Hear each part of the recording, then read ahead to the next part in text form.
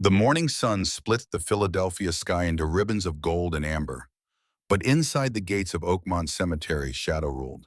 White canvas drapes hung from iron scaffolding, creating a theater of grief beneath the sprawling oak trees. The air carried the scent of fresh earth and something sharper, something chemical, that workers had poured into the grave an hour before dawn. Cement thick and gray lined the bottom of the pit like a final insult to anyone who might claw their way out. The casket gleamed. Pure gold fixtures caught the light, throwing it back at the 100 faces gathered in concentric circles around the open grave. Every person wore black. Some wore expensive black silk and cashmere that whispered wealth with every movement. Others wore department store black polyester that bunched at the shoulders. But all of them shared the same expression, that carefully constructed mask people wear when death visits the powerful. Samantha Fairchild lay inside the casket with her hands folded across her chest, fingers laced together as if in prayer. Her skin held that waxy quality of the carefully embalmed pale as winter moonlight.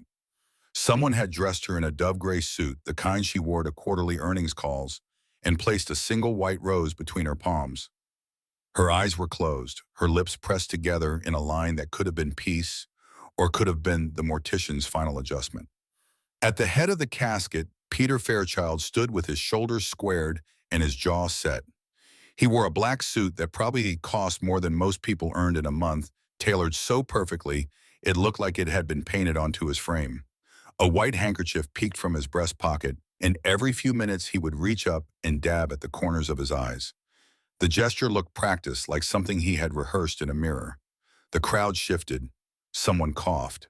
A woman in a purple coat twisted her wedding ring around and around her finger, the gold band catching light with each rotation. 3 rows back, a man in a gray suit checked his phone, the screen's glow painting his face blue for just a moment before he tucked it away. The pastor, Samuel Green, cleared his throat and opened his Bible to a page marked with a burgundy ribbon. The words of the service washed over the gathering like waves familiar and hollow. Green's voice carried the practiced cadence of someone who had performed this ritual 1,000 times, each syllable, shaped by years of standing over open graves and speaking comfort to the inconsolable. He talked about ashes and dust, about eternal rest and heavenly peace, about a life cut short, but lived well. Standard fare for a funeral, nothing that would stick in anyone's memory past the drive home. 2 cemetery workers stood off to the side, their hands wrapped around thick leather straps that would lower the casket when the time came.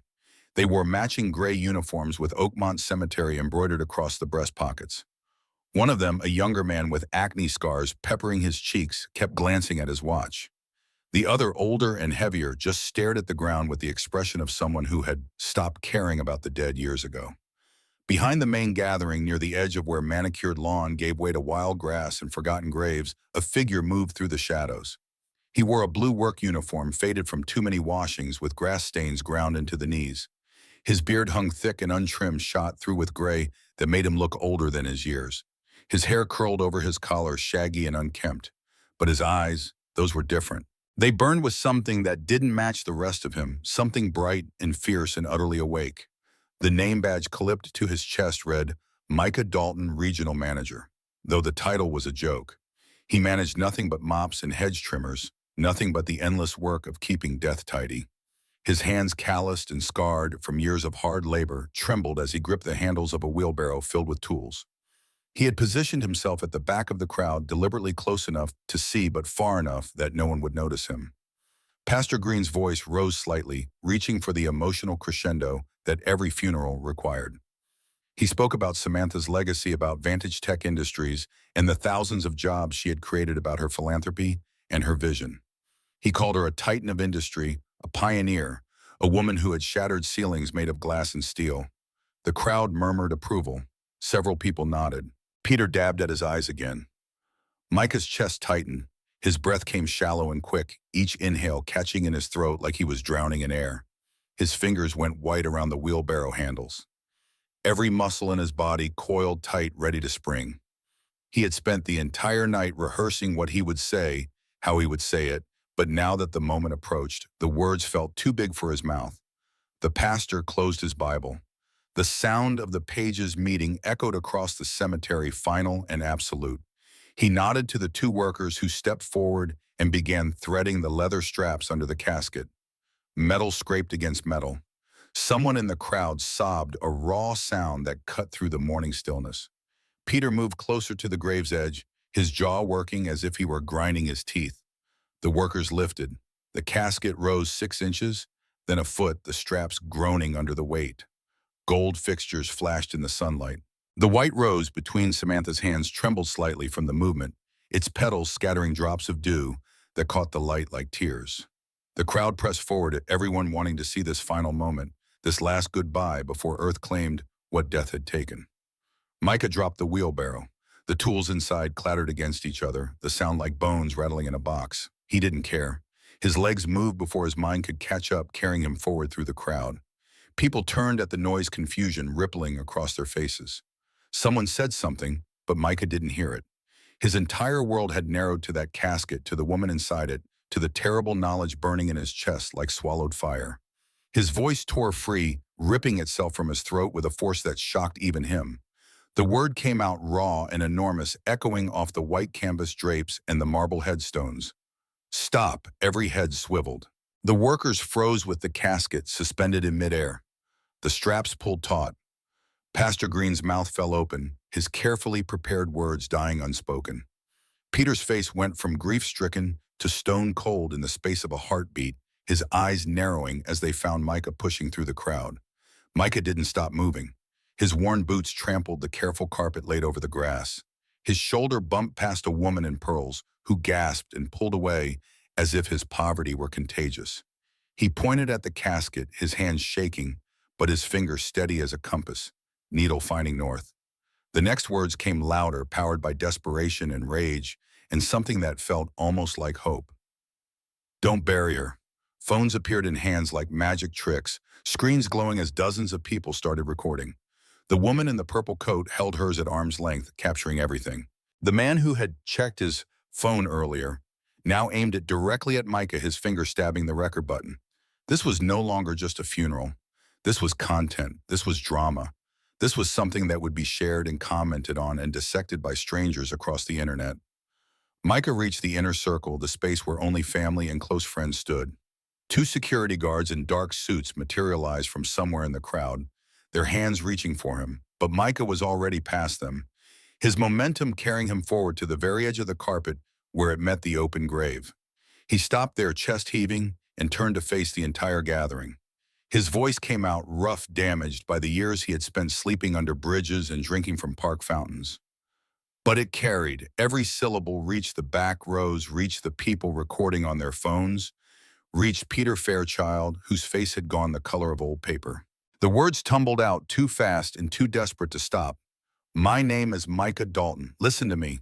This woman is still alive. The crowd's murmur exploded into chaos. People shouted questions that tangled together into an incomprehensible wall of sound. The guards grabbed Micah's arms, their grips tight enough to leave bruises, but he planted his feet and refused to move. Pastor Green dropped his Bible. One of the workers let go of his straps, sending the casket lurching sideways before his partner caught the weight.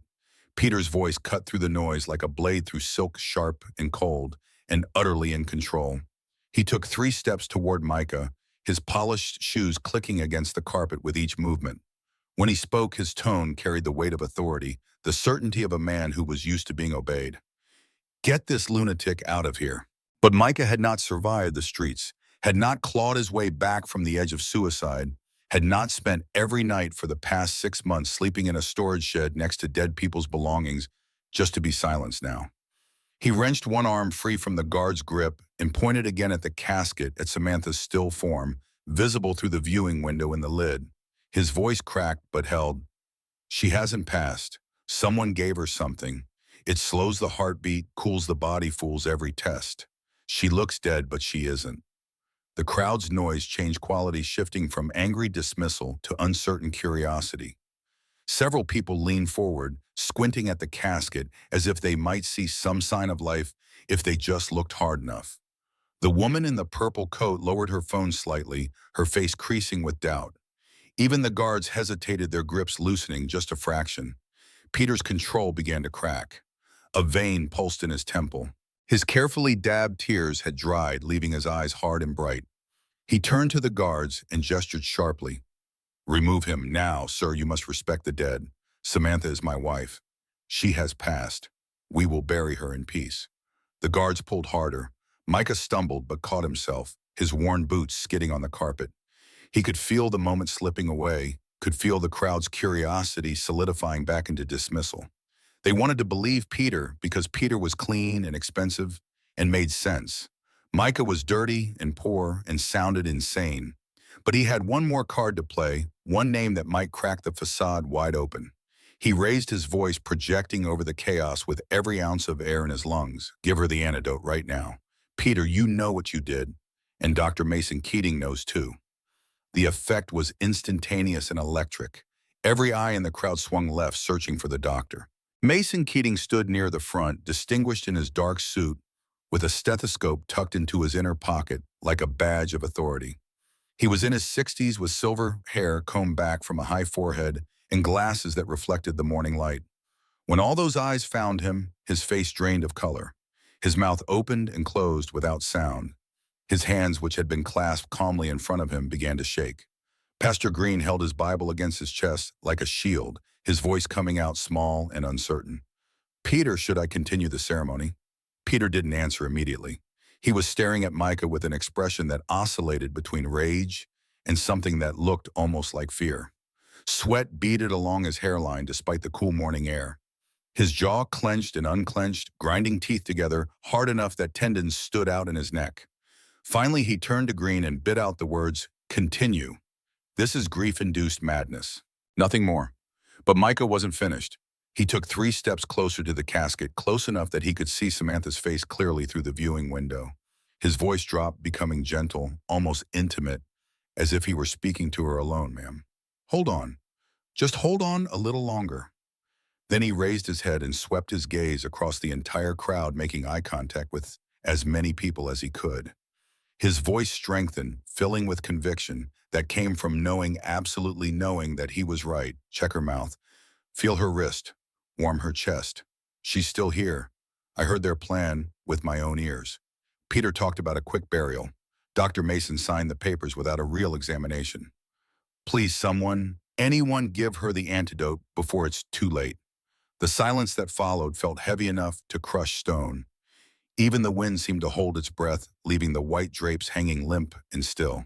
The crowd stood frozen in a tableau of shock and uncertainty. Phones continued recording their red lights, blinking like distant warning signals. The 2 workers still held the casket, suspended, their arms trembling from the sustained effort. A woman stepped forward from the front row. She was elderly, perhaps 70, with hair styled in elegant silver waves and eyes that had seen too much loss to fear scandal. She wore a black dress with a diamond brooch at the collar, and when she moved, she carried herself with the kind of authority that comes from old money and older grief. Her voice came out clear and firm, cutting through the uncertainty. "If there is any chance, we should check. What harm could it do?" Peter rounded on her, his control fracturing completely. His face flushed red and his hands balled into fists at his sides. The word exploded from him, "Unnecessary.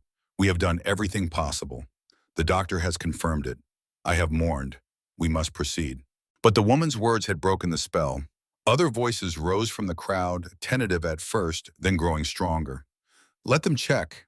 It costs nothing." "What if he's right?" The murmurs built on each other, creating a wave of doubt that crashed against Peter's certainty. People began nodding, elbowing each other, whispering behind raised hands. The phones tilted forward, their cameras zooming in on Peter's increasingly panicked face. Dr. Keating tried to regain control, his professional demeanor settling over him like a familiar coat. He spread his hands in a gesture of reasonableness and smiled, though the expression looked strained around the edges. "This is absurd. Grief makes strangers say nonsense." I examined her thoroughly. I signed the death certificate. She is gone. We must let her rest. Micah turned to face the doctor directly. The distance between them couldn't have been more than 10 feet, but it felt like an ocean. Micah's voice came out quiet, almost conversational, but every word landed with the weight of stone. "Dr. Keating, she gave you a hospital. She funded your research. She bought you that Mercedes in the parking lot. She trusted you with her life, and you betrayed her." Something flickered in Keating's eyes, something that could have been guilt or fear or both. His gaze darted sideways to Peter, seeking guidance or reassurance or escape. Peter gave the smallest shake of his head, a gesture so subtle that most people missed it. But Micah saw it, and several others saw it, and the phones caught it. The woman who had spoken before Samantha's Aunt Helen, as it would later be revealed, took another step forward. Her voice carried steel beneath its cultured tones. If you are so certain she is deceased, then checking will do no harm. Let this man try. If he is wrong, we proceed. If he is right, then God has granted us a miracle. Either way, we honor Samantha by being certain.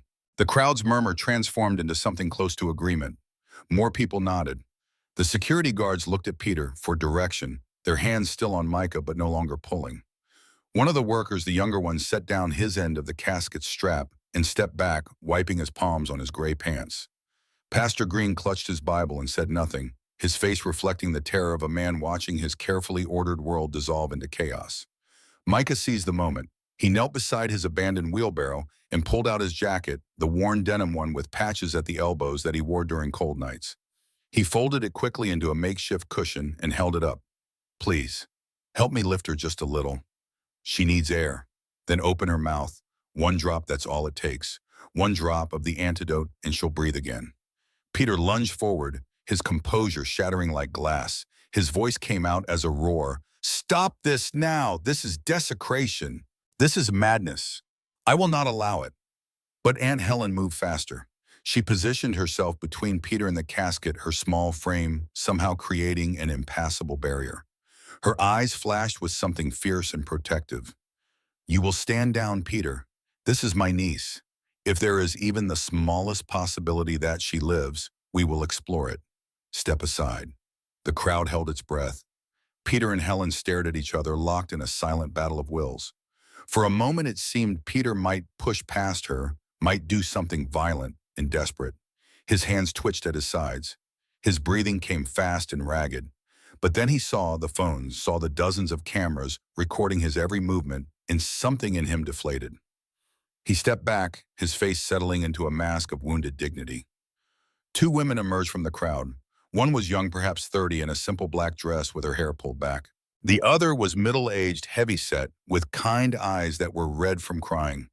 They moved to the casket without speaking, their hands reaching for the brass handles. A young man in an expensive suit joined them, then an older man with military bearing. Together, they began to lift. The workers had already loosened the straps so the casket rose smoothly.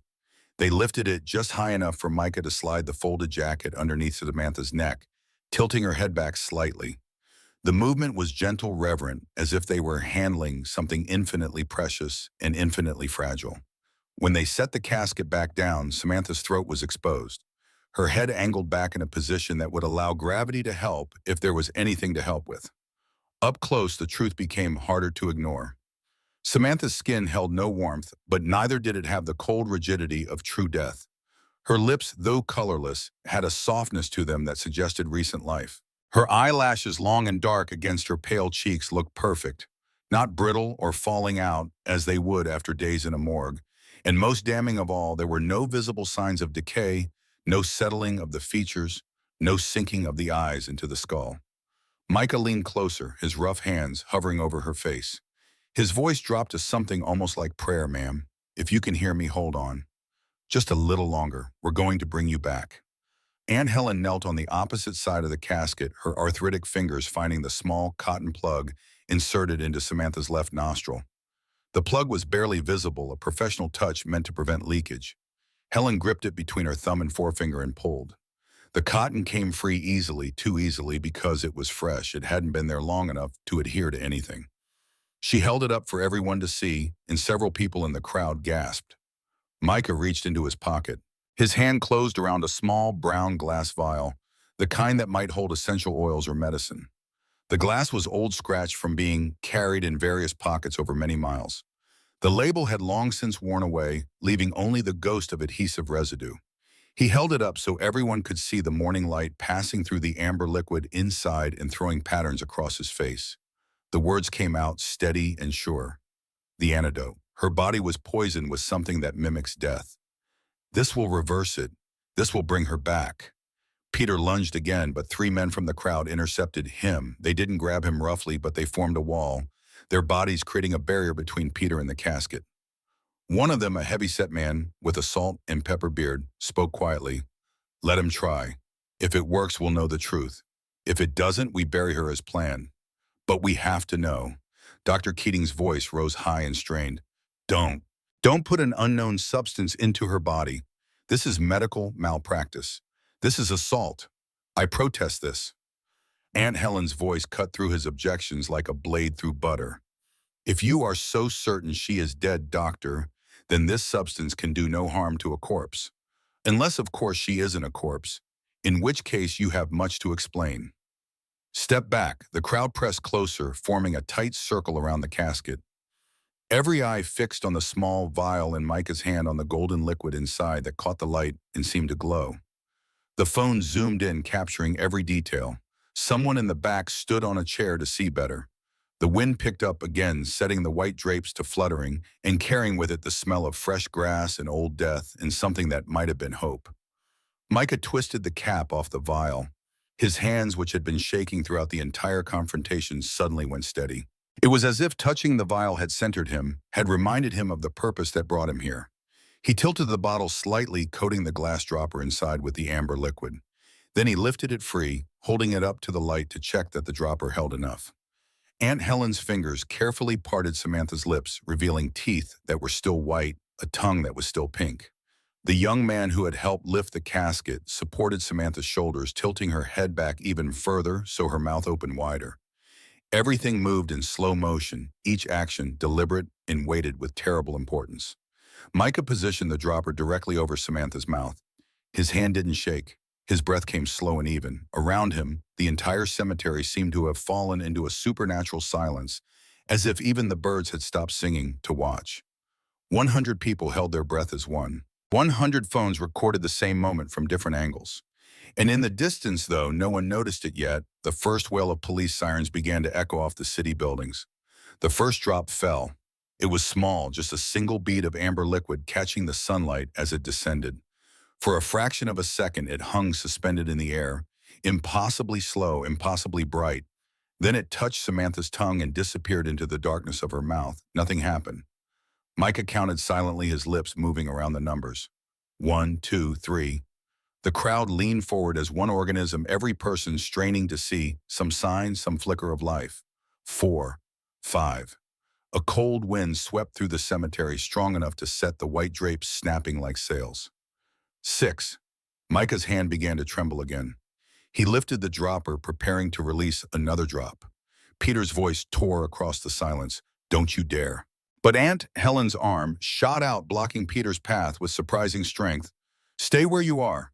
Micah squeezed the dropper bulb. The second drop formed at the tip, growing larger, trembling at the edge of release. Everyone saw it building, saw it gathering mass and weight.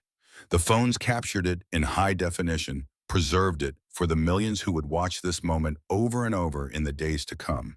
Time stretched like taffy, like honey, like the moment before lightning strikes.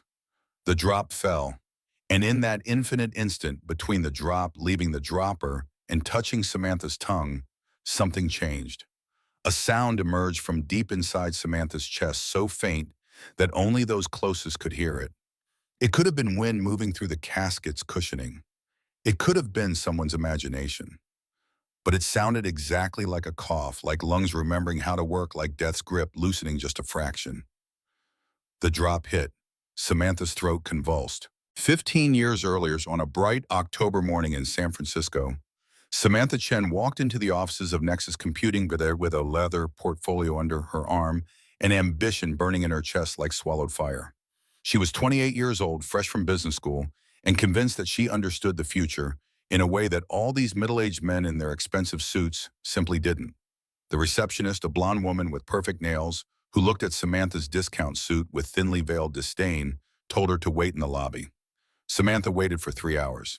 She sat in a chair that was designed to be uncomfortable, probably to discourage people from staying too long, and she watched executives flow past in a river of expensive fabric and entitled assumption. Most of them didn't even glance at her. Those who did see her seemed to look through her as if she were furniture or wallpaper, or some other forgettable part of the landscape. When her meeting finally happened, it lasted 7 minutes. The executive, whose name she would later forget, looked at her proposal without reading it and explained to her that the consumer technology sector was saturated. That innovation in computing was a pipe dream for people who didn't understand market realities. That she should consider a more traditional career path, maybe in marketing or human resources. He said all of this while checking his watch, his mind already somewhere else. Samantha walked out of Nexus Computing with her portfolio unopened and her ambition only slightly dented. She sat in her decade-old Honda Civic in the parking garage and made herself a promise. Someday, she thought, someday I'll build something so big that these people will remember turning me away. Someday they'll see my name and feel a sharp little pain in their chest knowing they could have been part of it. She gave herself 5 years. Actually, it took 6. Vantage Tech Industries began in the back room of a Vietnamese restaurant in Oakland, owned by Samantha's uncle, who let her use the space after dinner service ended. She worked from midnight to dawn, hunched over a borrowed laptop, living on leftover pho and black coffee. Her first employee was Rajesh Patel, a brilliant software architect who had been laid off from Oracle and couldn't find anyone else who would take a chance on him because he was 52 years old and the industry worshipped youth. They built their first prototype in 7 months. It was a cloud-based collaboration platform that made existing tools look as antiquated as telegraph machines. Samantha mortgaged her parents' house to fund production, a decision that caused her mother to stop speaking to her for a year. But the platform worked. More than worked, it sang. Within 6 months of launch, Vantage Tech had 200 corporate clients. Within a year, they had satellite offices in 4 cities. Within 2 years, they went public. Samantha Chen became Samantha Chen CEO, and then Samantha Chen billionaire, and then just Samantha, one name said, with the kind of reverence usually reserved for religious figures. Forbes put her on their cover with the headline, "The Future Wears a Smile." Time called her the architect of the collaborative economy. Wired declared her the most important technologist since Steve Jobs, which was hyperbolic, but felt good to read. Success came with its own gravity pulling people into her orbit. Investors threw money at her. Developers fought for the chance to work in her offices. Industry veterans who had once ignored her now called her on her personal line, asking for meetings, asking for advice, asking to be part of whatever she built next. She hired aggressively expanding Vantage Tech from a scrappy startup into an empire that spanned 3 continents. The company's headquarters in Philadelphia was a glass and steel monument to her vision. 15 floors of open workspace with natural light and standing desks and free meals prepared by celebrity chefs. A meditation room on every floor. A daycare center for employees' children. Quarterly bonuses that made headlines. Samantha believed in taking care of her people, in building a culture where innovation flourished because people felt valued and secure.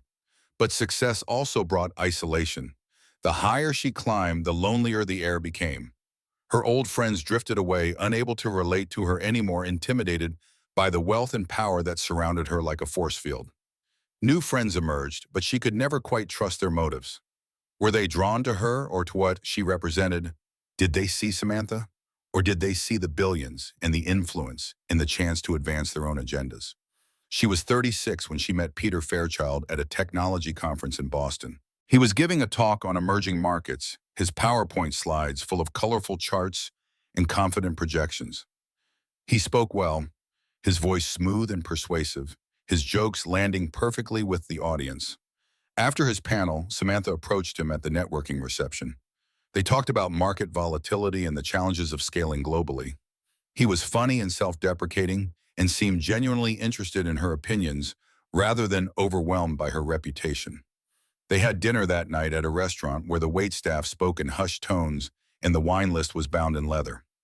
Peter ordered confidently in French, which impressed Samantha even though she later learned he had simply memorized a few phrases. They talked 4 hours, the conversation flowing easily from business to personal, from ambitious dreams to childhood disappointments. Peter told her about growing up in Philadelphia's Main Line, about a father who built a modest real estate business and a mother who taught classical piano. He painted a picture of comfortable middle-class life, nothing extravagant but stable and loving. What Samantha didn't know, what she wouldn't learn until much later, was that almost everything Peter told her that night was a lie. His father hadn't built a real estate business, he had run one into the ground, and spent his final years drowning in debt. His mother hadn't taught piano. She had cleaned houses and played at church on Sundays for tips. Peter had grown up in a small apartment that smelled like mildew and disappointment, and he had spent his entire life constructing an elaborate fiction to escape it. But Samantha believed him because she wanted to believe him. After years of being surrounded by people who wanted something from her, Peter seemed refreshingly content with his own modest success. He ran a mid-sized consulting firm. Nothing spectacular but respectable. He drove a nice car, but not an ostentatious one. He wore expensive suits, but not custom-tailored. He seemed comfortable in his own skin in a way that most ambitious people never achieved. They dated for 8 months before Peter proposed. He did it during a weekend trip to Martha's Vineyard, getting down on one knee on a beach at sunset with a ring that was tasteful without being gaudy. Samantha said yes because she loved him, but also because she was tired of being alone at the top. She wanted someone to come home to someone who understood the pressure and the responsibility, someone who could be a partner in the truest sense. The wedding was small by billionaire standards, just 200 guests at a historic estate outside Philadelphia. Samantha wore a custom gown that cost more than some people's houses, though she felt slightly ridiculous spending that much on something she would wear once. Peter's family came, his mother crying happy tears and his younger brother serving as best man. Samantha's parents flew in from California, her mother finally having forgiven her for the mortgage gamble that had paid off so spectacularly. The first year of marriage was good. Not perfect, but good enough. Peter moved into Samantha's penthouse in Center City, the top 2 floors of a building with views that stretched to the horizon in every direction. He kept his consulting firm, but began working from home more often, citing the desire to spend time together. Samantha appreciated the gesture, though she noticed that Peter's business seemed to be declining. Clients stopped calling as frequently. Projects dried up. When she asked about it, Peter would shrug and say the market was volatile, that consulting was always feast or famine. By the second year, the cracks started showing. Peter began making comments about Samantha's work schedule, little digs wrapped in humor that didn't quite hide the resentment underneath. "You love those quarterly reports more than you love me," he would say with a smile, and Samantha would laugh because what else could she do? But the comments accumulated like water dripping on stone, slowly eroding something that had once been solid. Peter started attending more company events, positioning himself at Samantha's side during press conferences and product launches. At first, Samantha appreciated his support, but then she noticed how he would step forward during photo opportunities, how he would insert himself into conversations about company strategy, how he began referring to Vantage Tech as our company rather than Samantha's company. The press picked up on it, running stories that framed them as a power couple, equal partners in business and life. Except they weren't equal partners. Samantha had built Vantage Tech from nothing, had mortgaged her soul to make it succeed. Peter had contributed nothing beyond his presence and increasingly unwanted opinions. When Samantha tried to gently establish boundaries, suggesting that Peter focus on reviving his own business, he responded with wounded silence that lasted for days. The third year brought active sabotage disguised as help. Peter convinced Samantha to make him vice president of strategic development, a position that sounded important but had no clear responsibilities. He hired his college friends into middle management roles they weren't qualified for.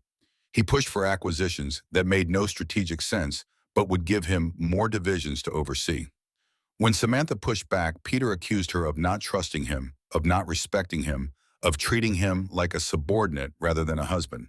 Their fights became more frequent and more vicious. Peter's carefully constructed mask of supportive husband began to slip, revealing something harder and meaner underneath. He started drinking more expensive whiskey neat in a crystal glass, sitting in their living room late at night, and staring out at the city lights with an expression that looked almost like hatred. Samantha would find him there sometimes, and when she asked what he was thinking about, he would turn to her and say nothing. "Everything's fine," in a tone that made it clear everything was very far from fine. Samantha threw herself deeper into her work, spending 14-hour days at the office because it was easier than being home. Vantage Tech continued to grow, expanding into artificial intelligence and machine learning, acquiring smaller companies and absorbing their talent. But the success felt hollow now, tainted by the growing disaster of her personal life. She had built an empire, but destroyed her marriage, and she wasn't sure which one mattered more. By the fourth year, they were barely speaking. They maintained appearances in public, smiled for photographers, and gave joint interviews to business magazines. But in private, their penthouse had become a war zone of silent treatments and calculated cruelty. Peter began staying out late, coming home smelling like perfume and cigarettes, not even bothering to hide the obvious affair. Samantha didn't confront him because part of her was relieved. If he found someone else, maybe he would leave. Maybe she could be alone again, which was starting to sound better than being together. Then came Dr. Mason Keating. He was Samantha's physician, had been since she moved to Philadelphia. He was distinguished and professional with decades of experience and an excellent reputation. Samantha trusted him completely, which was why she didn't question it when he prescribed new supplements for her chronic insomnia. Just a few pills before bed, he said all natural ingredients, they'll help you sleep without the side effects of traditional medication. Samantha took the pills faithfully for 2 months. She did notice that she was sleeping better, though her dreams had taken on a strange quality, vivid and disturbing. She also noticed that she was feeling more tired during the day, needing afternoon naps that cut into her work schedule. But she attributed it to stress, to the endless pressure of running a company and navigating a failing marriage. What Samantha didn't know was that the pills contained a carefully calibrated dose of a compound that accumulated in the body over time. Dr. Keating, who owed his career to Samantha's generous donations to his hospital, had been approached by Peter with a proposal that was both elegant and monstrous.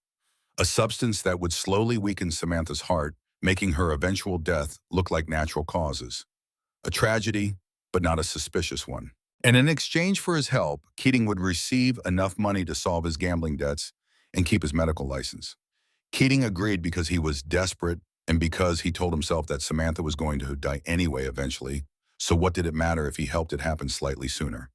He convinced himself that this was a victimless crime, that Peter would be a good steward of Samantha's empire, that the thousands of employees would never know the difference. He signed prescriptions and monitored her declining health and told himself he was just a facilitator, not a murderer. On a Tuesday morning in late September, Samantha collapsed in her office. She had been reviewing quarterly projections when her vision tunneled and her chest tightened. Her assistant found her on the floor, her skin cold and her breathing shallow. The ambulance rushed her to Pennsylvania Hospital, where Dr. Keating was conveniently on duty. He examined her quickly and pronounced her condition grave. Heart failure, he said, though he ordered no tests to confirm it. Sometimes it happens suddenly in high-stress individuals, he explained to Peter, who had arrived looking appropriately devastated. Samantha spent 3 days in the hospital, drifting in and out of consciousness. The nurses commented on how peaceful she looked, how her vital signs were weak but stable. But Dr. Keating refused to allow any specialist to consult on her case. He was her physician, he knew her medical history, he would handle everything.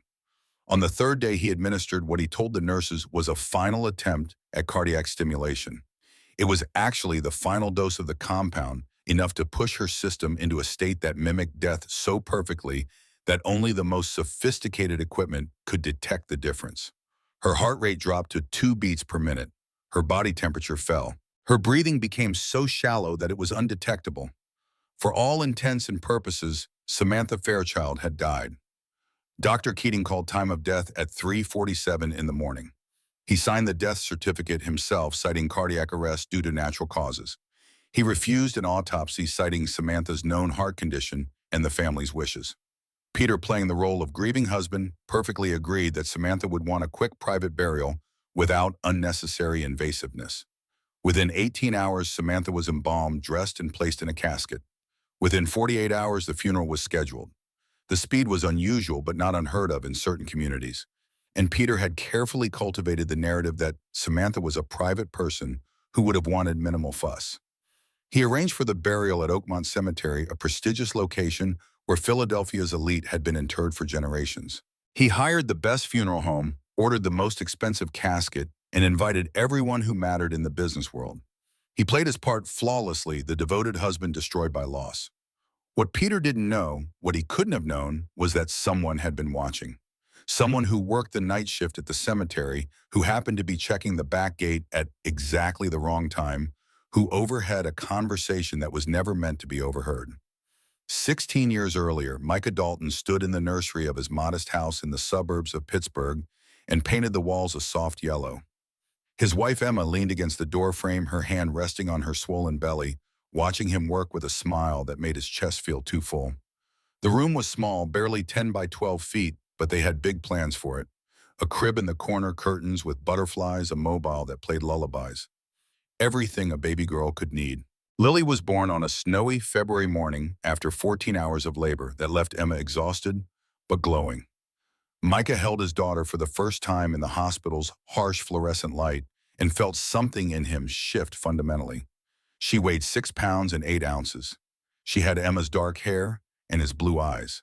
Her tiny fingers wrapped around his thumb with surprising strength, and he understood in that moment that he would burn the world down to keep her safe. The early years were hard in the way that all young families are, hard, a blur of sleepless nights and diaper changes and learning how to be parents through trial and error. Micah worked as a software engineer at a mid-sized tech company, writing code for banking applications that nobody cared about, but that paid well enough to cover the mortgage and Emma's student loans. Emma worked part-time at a cafe, bringing home free pastries and stories about difficult customers that she would recount at dinner while Lily banged her sippy cup on the high chair. They weren't wealthy, but they were happy, which felt like a kind of wealth in itself. They had a house, nothing fancy but theirs. They had a car that ran most of the time. They had enough money for the occasional dinner out and Christmas presents and a vacation every few years. Micah would tuck Lily into bed each night and read her stories about brave princesses and talking animals, and she would fall asleep with her hand clutching his finger exactly as she had the day she was born. Lily grew into a precocious child with opinions about everything. She refused to wear anything that wasn't purple. She named all her stuffed animals after types of clouds, so they had Stratus the bear, and Cumulus the rabbit, and Nimbus the elephant. She drew constantly, her art covering the refrigerator and the walls and any surface that would hold still long enough. Most of the drawings featured 3 figures, a tall one, a medium one, and a small one, all holding hands under a sun that was always yellow and always smiling. When Lily was 4, she looked up at Micah while he was pushing her on the swing set in their backyard and asked why the sky was blue. Micah tried to explain about light refraction and wavelengths in terms that a 4-year-old might understand, but Lily interrupted him halfway through. "I think it's blue because that's God's favorite color," she said with absolute certainty, and Micah laughed and agreed that yes, maybe that's exactly why. Micah's company was called Vertex Solutions, and for a while it seemed stable. The CEO was a reasonable man who understood work-life balance. The projects were challenging enough to be interesting, but not so demanding that Micah had to work weekends. The pay increased steadily, a few percentage points each year, enough to keep pace with inflation and occasionally a little more. Micah wasn't passionate about banking software, but it was a job that paid well and let him be home for dinner most nights, which mattered more than passion. Then came the crash.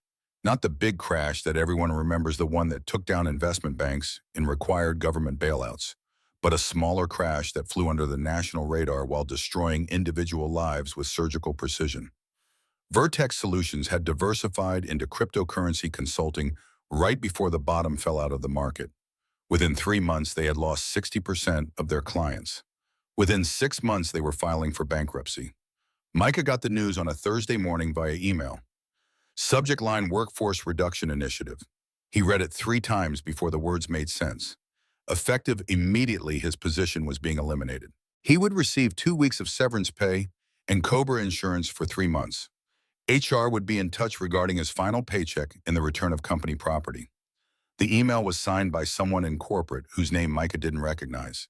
He sat in his cubicle for 20 minutes staring at his monitor. Around him, other people were having similar reactions, some crying quietly, others making angry phone calls, a few already packing their personal effects into cardboard boxes. Micah's first thought was absurdly practical. How would he explain this to Lily? His second thought was darker. How would he pay the mortgage? Emma took the news better than he expected, her optimism a buoy in the sudden storm. "You'll find something else," she said while stirring pasta sauce at the stove. "You're talented and experienced. Companies are always looking for good engineers. In the meantime, I'll pick up extra shifts at the cafe." "We'll be okay." Micah wanted to believe her. He spent the next 3 months believing her, sending out resumes to every company within 100 miles that had any technology opening. He applied to positions he was overqualified for and positions he was underqualified for, tailoring his cover letter each time, obsessively checking his email for responses that almost never came. The few interviews he did get were brutal. Companies wanted younger engineers, people fresh out of college, who would work for less money and didn't have families or mortgages or any of the other complications that came with being 41 years old. The interviewers would look at his resume and nod politely and ask questions about his experience. But Micah could see it in their eyes. He was too old, too expensive, too desperate. They were just going through the motions before hiring someone else. The mortgage payments came due each month with mechanical inevitability. Micah paid the first month with his severance. The second month came from their savings. By the third month, they were dipping into the emergency fund they had built up over years, watching it evaporate with terrifying speed. Emma picked up a second part-time job at a grocery store, working early morning shifts. That meant she left the house at 5 and came home exhausted. Micah took over all the cooking and childcare, trying to maintain some semblance of normalcy for Lily, who was too young to understand why her parents were always stressed. The bills piled up. First the credit cards, their interest rates climbing as minimum payments fell behind. Then the utilities, the electric companies sending warning notices in red ink. The car payment, the insurance, the student loans that Emma had been chipping away at for a decade. Every month the pile grew higher, and every month Micah sent out more resumes that disappeared into the void. Lily started asking questions. Why couldn't they go to the movies anymore? Why didn't they have dessert after dinner? Why did Mommy cry in the bathroom when she thought no one was listening?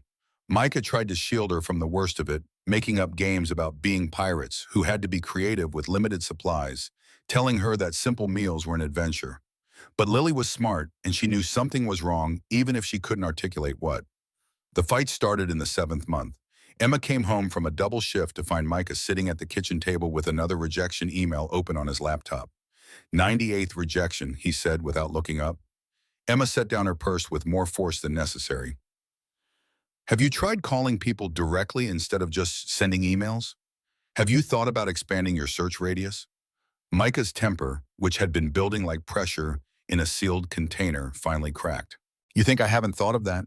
You think I'm not trying? I'm doing everything I can, and it's not enough. Okay, I can't magically make companies hire me. Emma's face hardened.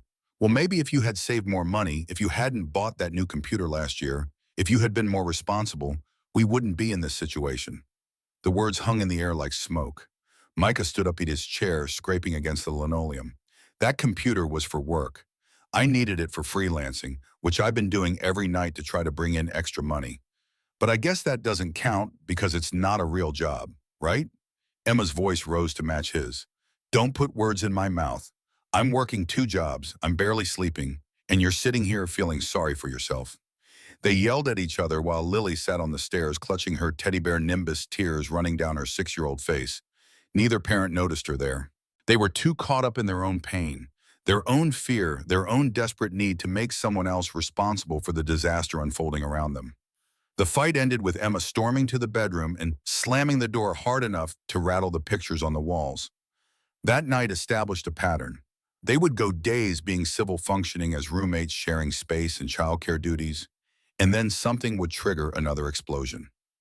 The fights got meaner, both of them learning where the other person's vulnerabilities lay and striking with precision. Emma questioned Micah's competence and masculinity. Micah questioned Emma's commitment and priorities. Both of them said things they would spend years regretting but could never take back. Lily withdrew into herself. She stopped drawing.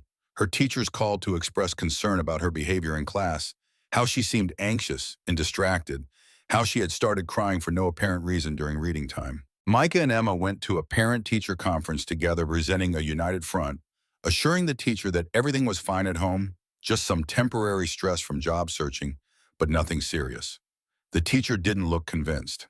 In the 11th month, the bank sent a foreclosure notice.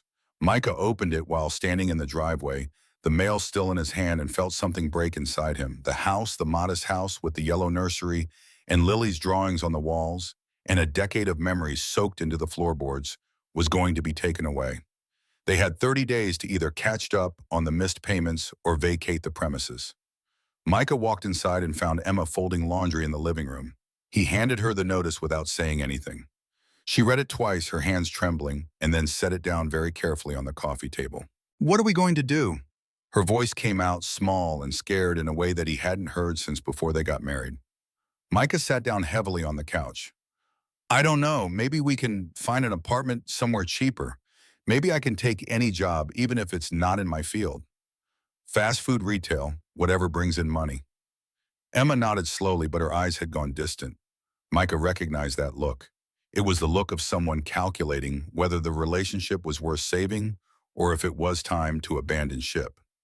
3 days later, Micah came home from a humiliating interview at a phone sales company to find the house empty. Not just quiet, but actually empty, in a way that made his footsteps echo. Emma's clothes were gone from the closet. Lily's stuffed animals and books had vanished from her room. The family pictures that had lined the hallway were missing, leaving clean rectangles on the wall where dust hadn't settled. On the kitchen counter, weighted down by Lily's favorite mug, the purple one with clouds painted on the side, was a piece of notebook paper. Micah's hands shook as he picked it up. Emma's handwriting, usually so neat, looked jagged and rushed. The words blurred as his eyes filled with tears, but he forced himself to read them. Micah, I can't do this anymore. I've tried. God knows I've tried. But I'm exhausted and scared, and I can't watch our daughter grow up in this chaos. You're not a bad person. You're not even a bad husband, not really. But you've given up. I can see it in your eyes. You're drowning, and you're going to pull us down with you. I'm sorry, but I have to save Lily. I have to save myself. There's something else I need to tell you. Something I should have told you years ago, but I was afraid. Lily isn't your biological daughter. Before we met, I had a relationship that ended badly. When I found out I was pregnant, I panicked. Then I met you, and you were so kind and stable, and I thought maybe this could work.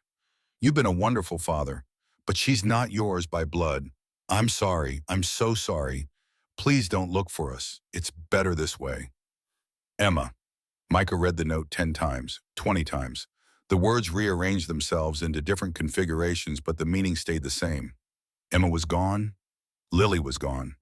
And the little girl he had held in the hospital, the child whose hand had gripped his thumb, with such trust, the daughter he had read bedtime stories to for 6 years, wasn't his daughter at all. He collapsed onto the kitchen floor and screamed. The sound came from somewhere deep and primal, the kind of sound that humans make when everything that matters has been taken away. He screamed until his throat was raw, until the neighbors called the police, until 2 officers arrived and found him curled on the linoleum, surrounded by Lily's drawings that Emma had left behind. The officers were kind, which somehow made it worse. They helped him up, got him a glass of water, asked if there was someone they could call. Micah shook his head. There was no one. His parents were dead. He had no siblings. His friends had drifted away during the long months of unemployment because desperation makes people uncomfortable. The officers left him with a card for a crisis hotline and a pamphlet about depression, neither of which he looked at again. For 3 days, Micah didn't leave the house. He sat in the empty rooms and stared at the walls where pictures used to hang. He found Lily's drawings in the recycling bin and taped them back up, every single one, covering the walls like wallpaper. He slept in her room on the floor because her bed was gone, and he tried to smell her in the carpet, in the air, in the molecules that might still remember she had been there. On the 4th day, the bank sent representatives to begin the foreclosure process. They were polite but firm. He needed to leave. He packed a single duffel bag with clothes and toiletries, loaded it into his aging Honda Civic, and drove away from the house without looking back. Looking back would have destroyed him completely. The car became his home for the next 2 months. He parked in different locations each night, moving whenever security guards or police told him to leave. He washed his face in gas station bathrooms and ate dollar menu items from fast food restaurants. He kept sending out resumes from his laptop until the battery died and he couldn't afford to replace it.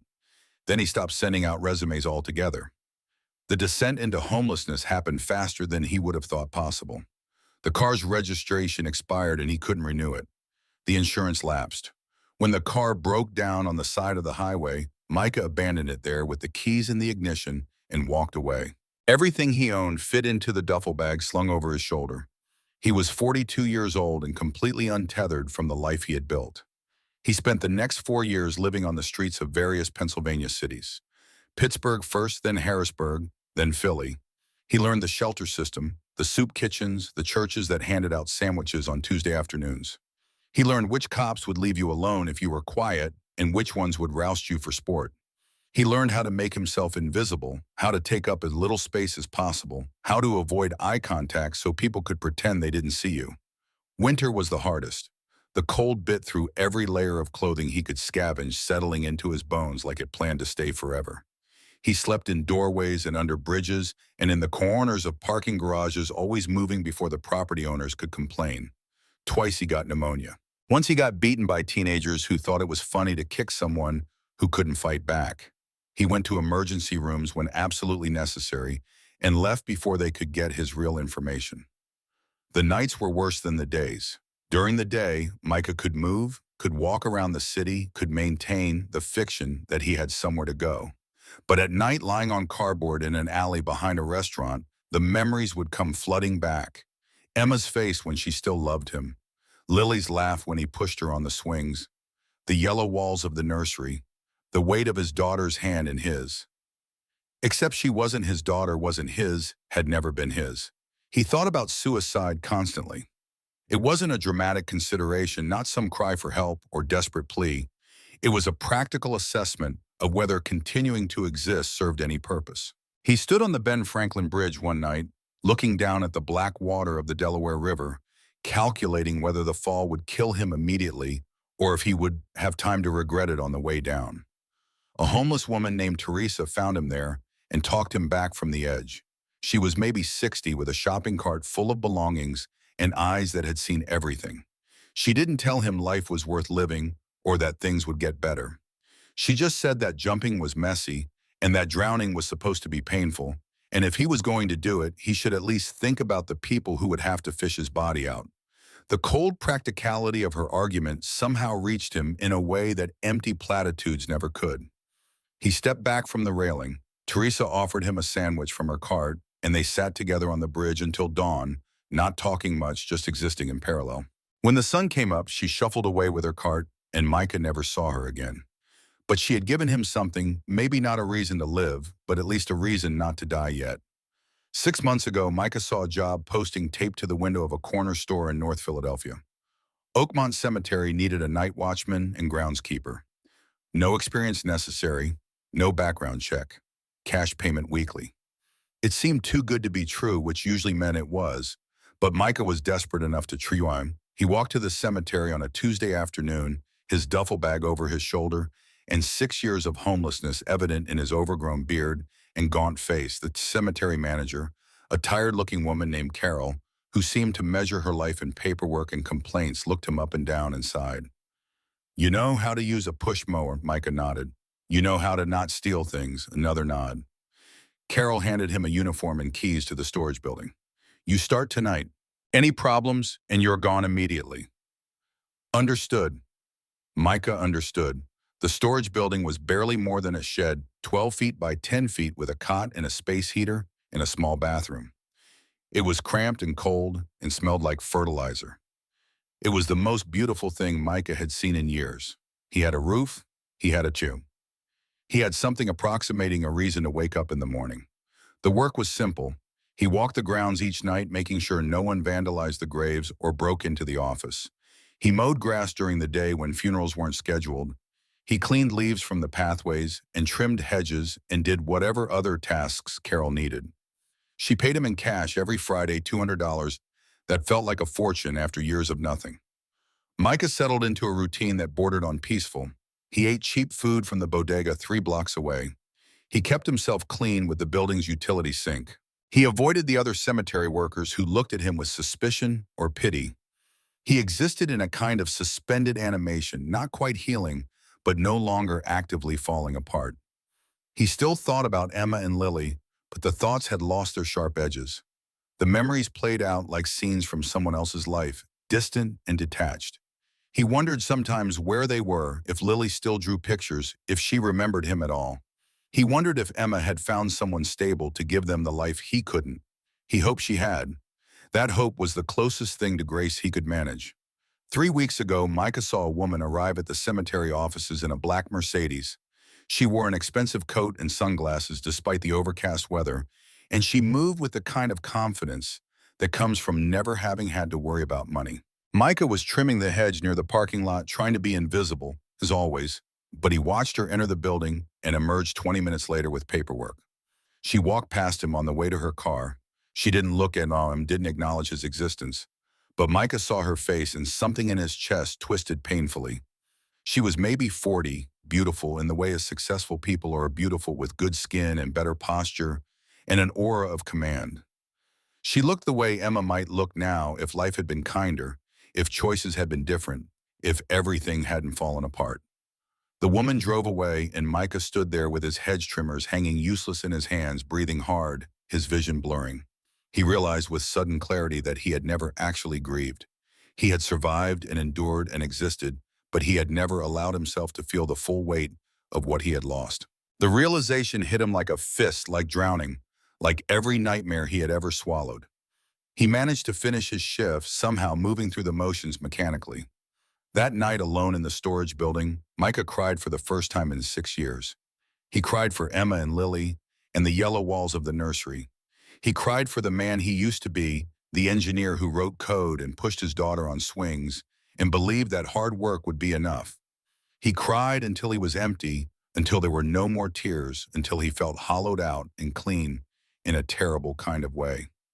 Something had shifted. The grief didn't make him want to die anymore. Instead, it made him want to matter, even in some small way. He wanted to prove that his life had value, that he wasn't just a ghost haunting the margins of the world. He wanted to save someone, anyone, because he couldn't save his family and couldn't save himself, but maybe, just maybe, he could save someone else. That's when he started paying closer attention to the people who came to Oakmont Cemetery, the families who buried their loved ones, the workers who lowered the caskets, the doctors who signed the death certificates. The business of death, it turned out, had patterns just like any other business. And if you watched carefully enough, sometimes those patterns revealed things that weren't meant to be seen. 2 nights ago, Micah was checking the back gate near the service road at 11 p.m. when he heard voices. The gate was supposed to be locked after dark, but he had noticed recently that someone had been leaving it unlatched. He approached quietly, moving through the shadows between monuments, following his instinct more than any actual security protocol. A black Mercedes sat idling near the fence line, its headlights off, but its engine running. 2 figures stood next to it, silhouetted against the ambient light from the city beyond the cemetery walls. Their voices carried in the still night air, sharp with tension and urgency. Micah froze behind a large marble angel, every muscle locked, barely breathing. The first voice belonged to a man educated and angry. He spoke with the clipped precision of someone trying to control a situation that was spiraling. The drug worked. She's cold now, heart rate imperceptible, body temperature dropped. Every test shows death. Tomorrow we bury her early before 9 a.m., before anyone questions anything. The second voice was older, shaking with fear. Peter, I can't. This is too much. I signed in the death certificate, but an autopsy, if anyone requests it, they'll find the compound. They'll trace it back to the prescriptions. I'll lose everything. Peter's response came fast and hard. You'll lose everything if you don't follow through. Do you understand me, Mason? I own you now. You signed those prescriptions. You administered the final dose. You declared her dead. If this falls apart, you go down first and hardest. Do exactly as I say and you walk away rich. Deviate and you rot in prison. Micah's heart hammered so hard he thought they might hear it. His mind raced, connecting pieces that didn't want to fit together. Peter and Mason, a woman declared dead but not actually dead, a burial scheduled quickly, too quickly, the black Mercedes that looked like the one he had seen earlier, the one that belonged to the woman in the expensive coat. Dr. Keating's voice came out as a whimper. What if someone asks questions? What if her family wants a second opinion? Peter's laugh was cold enough to freeze blood. Her family trusts me. Her company trusts me. And by tomorrow afternoon, she'll be 6 feet underground in a cement grave. No one will question a tragic death from natural causes. No one will suspect that her devoted husband couldn't stand living in her shadow anymore. Now go home, get some sleep, and tomorrow play your part perfectly. Car doors opened and closed. The Mercedes backed up and turned its headlights, sweeping across the cemetery as it pulled away. Micah stayed frozen behind the angel statue for 10 more minutes, his legs shaking, his mind spinning. He had just heard a murder plot, not a hypothetical or a fantasy, but an actual murder that was happening right now that would be completed in less than 12 hours. He stumbled back to the storage building and sat on his cot, staring at the wall. Every instinct screamed at him to call the police to report what he had heard, but he had no proof. No recording, no witnesses, just the word of a homeless man against a doctor and a wealthy husband. The police would laugh him out of the station or arrest him for wasting their time. Without evidence, without credibility, without anything to back up his story, he was powerless. Except he wasn't powerless. Not completely. He knew when the burial was scheduled. He knew it was happening at Oakmont on his watch in his cemetery. He could be there. He could interrupt it.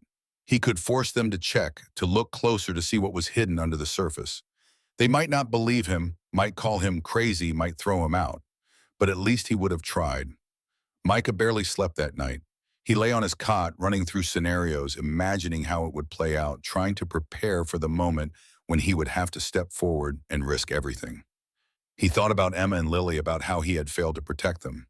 He thought about all the times he had been invisible, dismissed, ignored. This was his chance to matter, to prove that even a man who had lost everything could still do something that mattered. When dawn came, Micah was ready. He had washed his face and trimmed his beard as best he could with a disposable razor. He had put on his cleanest uniform and made sure his name badge was visible. He looked like what he was, a cemetery worker, humble and unremarkable, but he felt different. He felt like he was about to change something, like he was about to step into a moment that would define the rest of his life. The funeral was scheduled for 8 a.m. Micah watched the setup from a distance, saw the white drapes being erected, saw the workers positioning the expensive casket beside the grave that he himself had helped prepare yesterday. He saw the cement lining the bottom of the pit, an unusual detail that now made terrible sense. If someone was still alive, the cement would trap them, would prevent any chance of survival, even if they woke up underground. The guests began arriving at 7:45. Expensive cars lined up along the cemetery roads, disgorging people in black designer clothes. Micah positioned himself at the back near his wheelbarrow, full of tools, trying to look busy, while his heart tried to beat its way out of his chest. He saw Peter arrive, playing the grieving husband with an Oscar-worthy performance. He saw Dr. Keating pale and sweating despite the cool morning air. And he saw the casket, gold and gleaming, with a woman inside who might still be alive. Who was alive, he corrected himself. Who was alive and running out of time. Micah's hands gripped the wheelbarrow handles so hard his knuckles went white. He counted down the minutes, waiting for the right moment, the moment when his interruption would be impossible to ignore. The ceremony began. The pastor droned through familiar prayers. The crowd settled into the uncomfortable anticipation of watching a casket be lowered into the ground. And Micah felt something shift in the air, some cosmic alignment of chance and choice in desperate need. This was the moment. This was his moment. He would either save her or fail spectacularly, but he could not stay silent. He dropped the wheelbarrow and started walking forward, and the rest was chaos and hope, and a voice tearing itself free from 6 years of silence. The crowd turned. The phones started recording. And Micah Dalton, nobody from nowhere, stepped into the light and said the words that would change everything. "Stop. Don't bury her. She's not dead." Samantha's eyes snapped open. The crowd gasped as one organism, a collective inhale that sucked the air from the cemetery. Her irises, dark brown and dilated, rolled wildly before focusing on the canvas ceiling above her. Her chest heaved upward with a ragged breath that sounded like ripping fabric. The white rose between her hands tumbled onto the satin lining of the casket as her fingers uncurled, trembling, reaching for something that wasn't there. Aunt Helen sobbed openly, her carefully maintained composure shattering like porcelain dropped on concrete. The woman in the purple coat fell to her knees, her phone clattering onto the carpet as her hands came together in frantic prayer. A man in the third row vomited into the grass, the sound wet and horrified. Phones captured everything, dozens of angles, recording the moment a dead woman clawed her way back to life. Samantha's lips parted and a sound emerged, raw and broken. Her vocal cords hadn't been used in days, and the word came out mangled, barely recognizable as human speech. But Micah heard it clearly. "Help." He leaned over the casket, his rough hands gentle as he supported her head. His voice shook but held steady. "You're safe now, ma'am. You're safe. We've got you." Samantha's eyes found his face, trying to focus through the fog of whatever drug had stolen her body's function. She saw the overgrown beard, the name badge, the blue uniform stained with grass and dirt. She saw a stranger who somehow knew to save her when her own husband had tried to ensure she died. Her hand lifted, weak and shaking fingers brushing against Micah's sleeve, as if to confirm he was real. Peter stood frozen for 3 full seconds, his face cycling through expressions too quickly to track. Shock melted into rage, rage twisted into calculation, calculation hardened into something desperate and dangerous. His hand disappeared into his coat pocket and emerged gripping a syringe filled with cloudy liquid that caught the morning light like poison. Micah saw it and his body reacted before his mind caught up, shoving himself between Peter and the casket. His arms spread wide, making himself a barrier, making himself a target. The years of being invisible, of making himself small and forgettable, evaporated in the face of absolute certainty. Peter would have to go through him to finish what he started. Stay back. Micah's voice came out low and dangerous, a sound he didn't recognize as his own. Stay the hell away from her. Peter's mask cracked completely. The devoted husband disappeared, replaced by something feral and cornered. He lunged forward, the syringe raised like a weapon, his face contorted with fury that bordered on madness. She belongs in the ground, he screamed, spittle flying from his lips. She was supposed to stay dead. Everything was supposed to be mine. 2 men in dark suits intercepted him before the syringe could find a target. They grabbed his arms, wrestling him backward as Peter thrashed like an animal caught in a trap. The syringe flew from his grip, arcing through the air before landing in the grass with a small thud. Peter's screams escalated into incoherence, in pretense of sanity, abandoned. No, no, she has to die. Don't you understand? I can't go back to nothing. I won't go back. More hands joined the effort to restrain him. The security guards who had earlier tried to remove Micah now pinned Peter to the ground, pressing his face into the carpet while his legs kicked uselessly. His expensive suit bunched and tore. His carefully styled hair fell across his forehead in sweaty strands. The transformation from grieving husband to exposed criminal took less than 30 seconds. Dr. Keating tried to run. He turned and pushed through the crowd, his expensive shoes slipping on the damp grass as he sprinted toward the parking area. But Aunt Helen had been watching him, had seen the guilt written across his face from the moment Samantha's throat first twitched. She stuck out her leg with perfect timing. Keating went down hard, his arms pinwheeling as he lost balance. He crashed face first into a marble headstone, the impact producing a sound like a hammer hitting meat. Blood streamed from his nose as he pushed himself up, dazed and whimpering. 2 younger men from the crowd tackled him before he could regain his footing, dragging him back toward the gathering with his arms twisted behind his back. The pastor stood clutching his Bible with both hands, his mouth opening and closing like a fish drowning in air. Around him, chaos reigned. People shouted over each other, their voices creating a wall of sound that made comprehension impossible. Some rushed toward the casket to help Samantha. Others backed away, afraid or disgusted or simply overwhelmed. The phones never stopped recording their red lights, blinking like mechanical witnesses that would remember everything. Samantha tried to sit up, but her muscles wouldn't cooperate properly. The drug had left her body weak and uncoordinated, her nervous system still rebooting after days of artificial hibernation. Micah supported her shoulders while Aunt Helen worked to remove the viewing window from the casket lid, giving Samantha more room to breathe. The young man in the expensive suit appeared with a bottle of water, unscrewing the cap with shaking hands. Peter continued screaming from his position on the ground, his voice muffled by the carpet pressed against his mouth.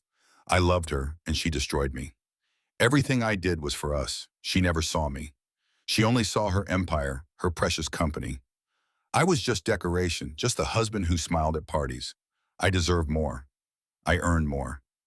The crowd went silent at his words, the confession ringing through the cemetery like a bell announcing judgment. Phones tilted closer, zooming in on Peter's contorted face. The woman in the purple coat picked up her phone from where she had dropped it, her hand steadying as she captured Peter's complete psychological collapse. This wasn't just footage of an interrupted funeral anymore. This was evidence of attempted murder confession and the unraveling of a man who had hidden his true self behind expensive suits and practiced grief. Samantha's voice emerged stronger, each word clearer than the last, despite the hoarseness. She stared across the distance, separating her from Peter, her eyes burning with betrayal that cut deeper than any physical wound. You were my husband. I trusted you with everything. What did I ever do to deserve this? Peter's laughter came out strangled and bitter. You existed. You succeeded. You had everything, and you never thought about what that meant for me. Standing next to you was like standing next to the sun. Everyone looked at you, and I disappeared. Do you know what that's like, being invisible in your own marriage? Being introduced as Samantha Fairchild's husband instead of Peter Fairchild, his own person? The sirens Micah had heard earlier grew louder. Multiple vehicles approaching fast. Red and blue lights flickered through the trees at the cemetery's entrance, painting the white drapes in alternating colors. 4 police cruisers raced down the narrow cemetery road, their tires throwing up gravel. Officers emerged before the cars fully stopped, hands on their weapons, taking in the scene with quick professional assessment. The lead officer, a woman in her 40s with steel gray hair, pulled back in a tight bun, approached with her badge held high. Philadelphia Police. Everyone stepped back from the civilians on the ground. Her eyes swept the gathering, cataloging the casket with its living occupant. The man restrained on the carpet, the doctor bleeding from his broken nose. Someone want to explain what's happening here? Aunt Helen stepped forward, her voice carrying the authority of old money and moral certainty.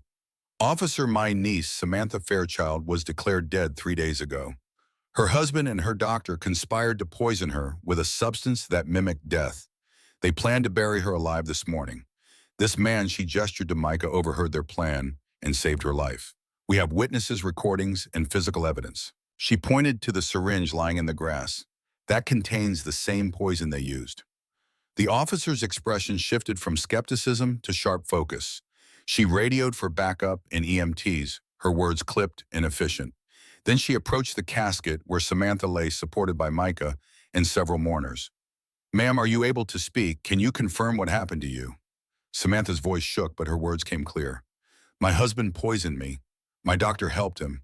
They declared me dead and planned to bury me before anyone could question it. If this man hadn't intervened, she turned her gaze to Micah, I would have woken up in the ground. If I woke up at all. The officer's jaw tightened. She turned to her colleagues, arrest both men. Charges include attempted murder, conspiracy, medical malpractice, and fraud. Read them their rights, get statements from everyone here, and someone collect that syringe as evidence. 2 officers hauled Peter to his feet. His struggles had exhausted him, and he hung between them like a puppet with cut strings. They recited his Miranda rights while he muttered incoherently about empires and shadows and justice. The fight had drained out of him, replaced by hollow-eyed shock as he seemed to finally understand the magnitude of what he had lost. Dr. Keating didn't resist when they cuffed him. Blood still dripped from his nose onto his dress shirt, creating dark stains that spread like accusations. His voice came out thick and nasal. I want a lawyer. I'm not saying anything without a lawyer. But his eyes told a different story, filled with regret and terror, and the dawning realization that his comfortable life had just evaporated. Ambulances arrived minutes later, their EMTs rushing toward the casket with equipment and urgent questions. They checked Samantha's vitals, shining lights in her eyes and wrapping a blood pressure cuff around her arm. One of them, a young woman with kind eyes, spoke gently. Ma'am, we need to transport you to the hospital. Whatever was in your system needs to be identified and treated properly. Can you tell me how you're feeling? Samantha's response came with surprising firmness, weak but coherent. My thinking is clear, even if my body isn't cooperating yet. I want a full toxicology screen. I want every test documented, and I want samples preserved as evidence. The EMT nodded, impressed by Samantha's presence of mind despite her ordeal. They transferred her carefully from the casket to a gurney, securing straps across her body while maintaining her dignity with blankets and gentle handling. Aunt Helen climbed into the ambulance without asking permission, gripping Samantha's hand like she might disappear if contact broke. Before the ambulance doors closed, Samantha turned her head toward Micah, who stood apart from the crowd, forgotten again, now that the crisis had passed. Her voice cut through the chaos. You, don't leave. I need to know who you are. I need to thank you properly. Micah nodded, unable to speak past the lump in his throat. The ambulance doors slammed shut, and the vehicle pulled away, its siren wailing as it navigated between the parked cars and shocked mourners. Micah watched it disappear around a curve in the cemetery road, feeling the adrenaline that had sustained him finally beginning to ebb. The lead officer approached him, her notepad open and pen poised.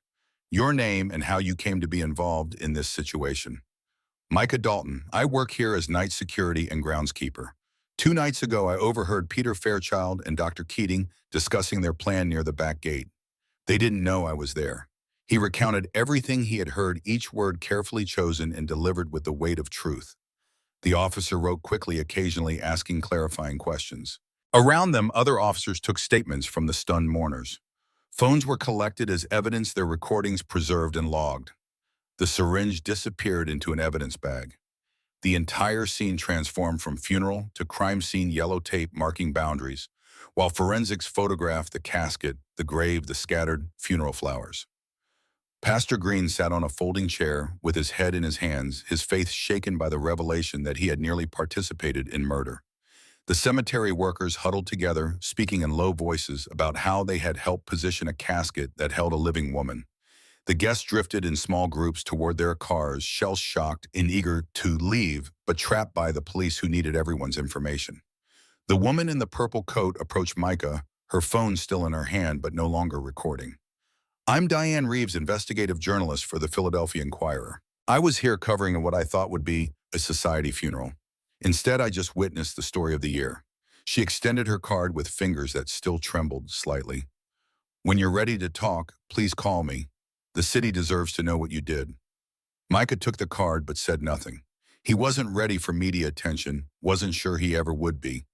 The idea of his face on the news, his story dissected by strangers, made his skin crawl. But he pocketed the card because refusing it seemed rude, and he had spent too many years trying not to be noticed to start causing offense now. The sun climbed higher, burning away the last of the morning mist. The white funeral drapes fluttered in a breeze that carried the smell of cut grass and overturned earth. Oakmont Cemetery had seen a lot of death over its 100-year history, but it had never witnessed a resurrection quite like this. 3 weeks later, the preliminary hearing packed the Philadelphia Municipal Courthouse to capacity. Every seat was filled, every inch of standing room claimed by reporters, curious citizens, and legal observers who recognized this case as something extraordinary. Outside, protesters held signs, "Justice for Samantha," and locked them up. News vans lined the street, their satellite dishes pointed skyward like mechanical flowers seeking sun. Samantha entered through a side door to avoid the crowd, flanked by Aunt Helen and her security detail. She had recovered her strength over the weeks of hospital care and intensive therapy. The toxicology report had identified a rare compound, tetrodotoxin derivative, that required specialized knowledge to synthesize and administer. Only someone with Dr. Keating's expertise could have calibrated the dosage precisely enough to mimic death without causing actual death. She wore a navy suit that projected power tempered with vulnerability. Her hair was pulled back, simply no jewelry beyond small diamond studs that had been her mother's. She wanted the jury to see her as a survivor, not as the billionaire CEO that tabloids had spent weeks dissecting. The media had feasted on the story, every detail of her marriage and career examined under microscope intensity. Micah sat in the back row, uncomfortable, in a donated suit that didn't quite fit his frame. Samantha had offered to buy him new clothes to set him up in an apartment, to thank him properly with the resources at her disposal. But Micah had refused everything except a modest room in a boarding house and help finding proper employment. The attention made him anxious. The gratitude felt unearned. He had done what anyone should have done, nothing more. But Samantha insisted he attend the hearing. "You're the key witness," she had told him during one of their few meetings. "Without your testimony, they might have found a way to spin this differently. Your presence matters." So Micah came, sitting as far from the cameras as possible while his stomach churned with nerves. Peter entered in an orange jumpsuit, his hands cuffed in front of his body. 3 weeks in jail had aged him a decade. His skin had gone sallow, his eyes sunken into dark hollows. The expensive hairstyling had grown out, revealing gray roots and a receding hairline he had hidden with careful cuts. He looked small and pathetic, all swagger, stripped away by the reality of his situation. Dr. Keating followed moments later, equally diminished. His nose still bore evidence of his collision with the headstone, healing crooked, because he had refused to let the jail medical staff reset it properly. His lawyer, an overworked public defender, looked exhausted before proceedings even began. Judge Helena Brooks entered, and the room rose as one. She was known for her no-nonsense approach and intolerance for theatrics. Her silver hair and sharp reading glasses gave her the appearance of a strict librarian, but her reputation was built on fairness and careful consideration of evidence. She settled into her chair and surveyed the packed courtroom with an expression that suggested she had seen everything and was impressed by nothing. The prosecution's opening statement laid out the case with surgical precision. Peter Fairchild, consumed by resentment of his wife's success, had conspired with Dr. Mason Keating to murder Samantha Fairchild and disguise it as natural death. Financial records showed Peter would have inherited controlling interest in Vantage Tech Industries, plus assets worth approximately $3 billion. Keating had been promised $5 million and protection for his gambling debts that had spiraled out of control. The prosecutor, a sharp woman named Rachel Chen, presented evidence methodically. Financial transfers between Peter and Keating's offshore accounts. Text messages discussing timing and dosage. Security footage of Peter purchasing unusual chemical compounds through dark web vendors. And most damning, the recording from Diane Reeves's phone that captured Peter's breakdown at the funeral, his screamed confession that everything was supposed to be his. The defense tried to paint Peter as a man driven to temporary insanity by the stress of an unbalanced marriage. Their psychiatrist testified about the psychological impact of living in a spouse's shadow, about how resentment could build until rational thought collapsed. But the premeditation was too clear, the planning too detailed. This wasn't a crime of passion. This was calculated murder stretched over months of careful preparation. Micah took the stand on the hearing's second day. The prosecutor guided him through his testimony with gentle questions, establishing his employment at the cemetery and the events of that night 2 weeks ago. Micah spoke clearly, his rough voice carrying through the courtroom's excellent acoustics. He described the overheard conversation, repeated the words as he remembered them, explained why he had chosen to act rather than simply call the police.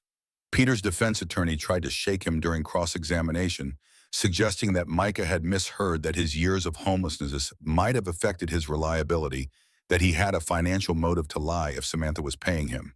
But Micah didn't flinch. His poverty was a matter of record, not shame. His memory was clear and supported by physical evidence, and he had refused every offer of reward beyond basic necessities. The defense attorney made one critical mistake. He asked Micah why he cared why a cemetery worker would risk his job and safety to save a stranger. Micah's response silenced the courtroom.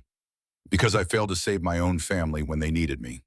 I lost my daughter, my wife, everything that mattered. I couldn't save them, but I could save her. And if that makes me unreliable, then I guess I'm unreliable. But I'm telling the truth. Several jurors wiped their eyes. The defense attorney sat down without further questions. Dr. Keating took a plea deal on the third day. His lawyer had convinced him that fighting was futile given the evidence. He agreed to testify against Peter in exchange for a reduced sentence. When he took the stand, his testimony destroyed any remaining doubt about the conspiracy's scope. Keating described how Peter had approached him 6 months earlier with the initial proposition, how they had researched compounds that could create the appearance of death, how Peter had paid for Keating's gambling debts in exchange for his cooperation, how they had tested dosages on laboratory animals before administering the final cocktail to Samantha, how Keating had falsified medical records and rushed the death certificate to prevent autopsy. His voice broke as he described the moment he declared Samantha dead, knowing she was still alive.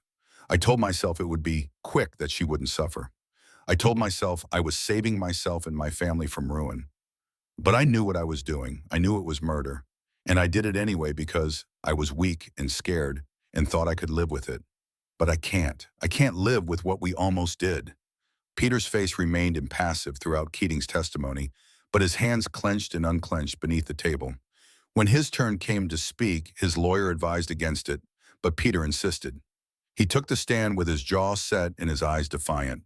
The prosecutor asked simple questions. Did you conspire to murder your wife? Did you administer poison? Did you plan to bury her alive? Peter answered each with variations of yes, but with justifications that grew increasingly unhinged. She had made him invisible. She had stolen his identity. She deserved to lose everything the way he had lost everything. His testimony became a rambling confession mixed with accusations, a man so convinced of his own victimhood that he couldn't see the monstrous nature of his actions. When the prosecutor asked if he regretted his choices, Peter leaned forward and spoke directly to Samantha, who sat in the front row. I regret nothing. You destroyed me long before I tried to destroy you. At least I had the courage to act. The courtroom erupted. Judge Brooks hammered her gavel repeatedly, calling for order. But the damage was done. Peter's complete lack of remorse, his twisted logic, his refusal to accept responsibility, it all played out in front of jurors, reporters, and cameras that would broadcast his words across the nation. The hearing concluded with Judge Brooks's ruling. She found sufficient evidence to proceed to trial on all charges: attempted murder, conspiracy, fraud, and medical malpractice. She set bail at $10 million for Peter, an amount he couldn't access since his assets were frozen. Dr. Keating's plea deal was accepted, sentencing delayed until after Peter's trial concluded. As officers led Peter away, he turned one last time to look at Samantha. His expression held no remorse, only bitter accusation. She met his gaze steadily, her face revealing nothing. The man she had married no longer existed, if he ever had. In his place was a stranger wearing Peter's features, a stranger whose hatred had nearly killed her. Samantha exited through the side door again, avoiding the press that shouted questions from behind barriers. But she stopped when she saw Micah standing alone near the building's service entrance, clearly uncomfortable with the crowd and attention. She approached him while her security team maintained a respectful distance. "Thank you." The words felt inadequate for what he had done, but they were all she had. "You gave me my life back. I don't know how to repay that." Micah shook his head, his discomfort obvious. "You don't owe me anything, ma'am. I just did what needed doing. Anyone would have." "No." Samantha's voice was firm. "Not anyone. Most people would have convinced themselves they misheard, or that it wasn't their business, or that calling the police was enough. You risked everything with nothing to gain. That's not common. That's extraordinary." They stood in awkward silence for a moment, two people from completely different worlds connected by circumstances neither had chosen. Finally, Samantha spoke again. "I'd like to help you rebuild your life, not as payment, but as someone who understands what it means to start over. Please let me try." Micah met her eyes and saw genuine care there, not pity or obligation. He nodded slowly, accepting what he couldn't refuse without causing offense. "Maybe we can talk about it," he said, "after everything settles, after the trial, when things are less complicated." Samantha smiled, and for the first time since waking up in that casket, the expression reached her eyes. "When things are less complicated," she agreed, "though I suspect that might take a while." She walked toward her waiting car while Micah watched, then turned back to face him one more time. "The thing you said on the stand about your family. I'm sorry. Whatever happened, whatever you lost, I'm truly sorry. You deserve better than that." Micah's throat tightened. He managed a nod before she disappeared into the vehicle. The car pulled away and he stood alone in the alley, feeling the weight of the past weeks pressing down like physical force. He had saved a life. He had mattered. And somehow, in the process of pulling someone else from the grave, he had taken his first real step back toward the light. The trial lasted 6 weeks. Every day brought new revelations that the media devoured like starving wolves. Financial experts testified about offshore accounts and shell companies. Technology specialists explained how Peter had covered his digital tracks. Pharmacologists detailed the compound's effects on human physiology, describing how a person could remain conscious for minutes after administration before the paralysis set in completely. Samantha attended every session, sitting in the same front row seat with the same expression of controlled composure. She listened as prosecutors dismantled her marriage piece by piece, revealing lies that stretched back to the moment Peter had introduced himself at that Boston conference. His consulting firm had been failing even then. His family wealth was fiction. The man she had loved had never actually existed beyond the character he performed. The jury deliberated for 7 hours before returning guilty verdicts on all counts. Peter showed no emotion as the judge sentenced him to life imprisonment without possibility of parole. Dr. Keating, having cooperated fully, received 25 years with possibility of parole after 15. Both men were remanded, immediately led away in chains while cameras captured their final moments of freedom. Samantha felt nothing when the verdicts were read. Not satisfaction, not vindication, just a hollow exhaustion that came from closing a chapter written in poison and betrayal. Aunt Helen squeezed her hand and whispered that justice had been served. But justice felt less like victory and more like acknowledgement that some things once broken could never be repaired. The media circus followed her out of the courthouse and pursued her for weeks afterward. Every magazine wanted an exclusive interview. Every talk show extended invitations. Publishers offered 7-figure advances for her memoir. But Samantha refused them all, issuing a single statement through her lawyers: "I survived." That's all the story anyone needs.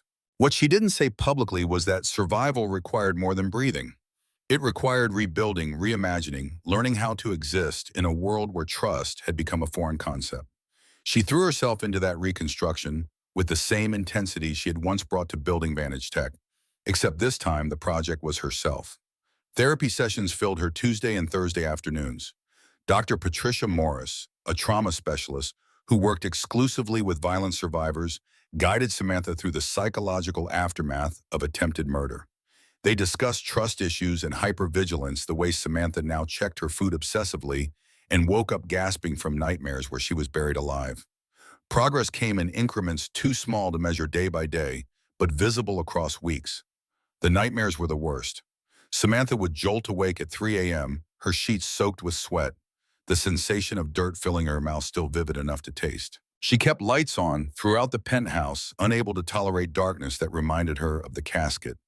Some nights she didn't sleep at all, just sat by the floor-to-ceiling windows and watched the city breathe, proving to herself that she was alive and free. Work provided structure but not solace. Vantage Tech had continued operating during her absence and trial, managed competently by her executive team. But returning to the office felt like visiting a museum dedicated to her former life. Everything looked the same, yet felt fundamentally altered. Employees who used to greet her warmly now approached with careful sympathy, their eyes reflecting pity she couldn't stand.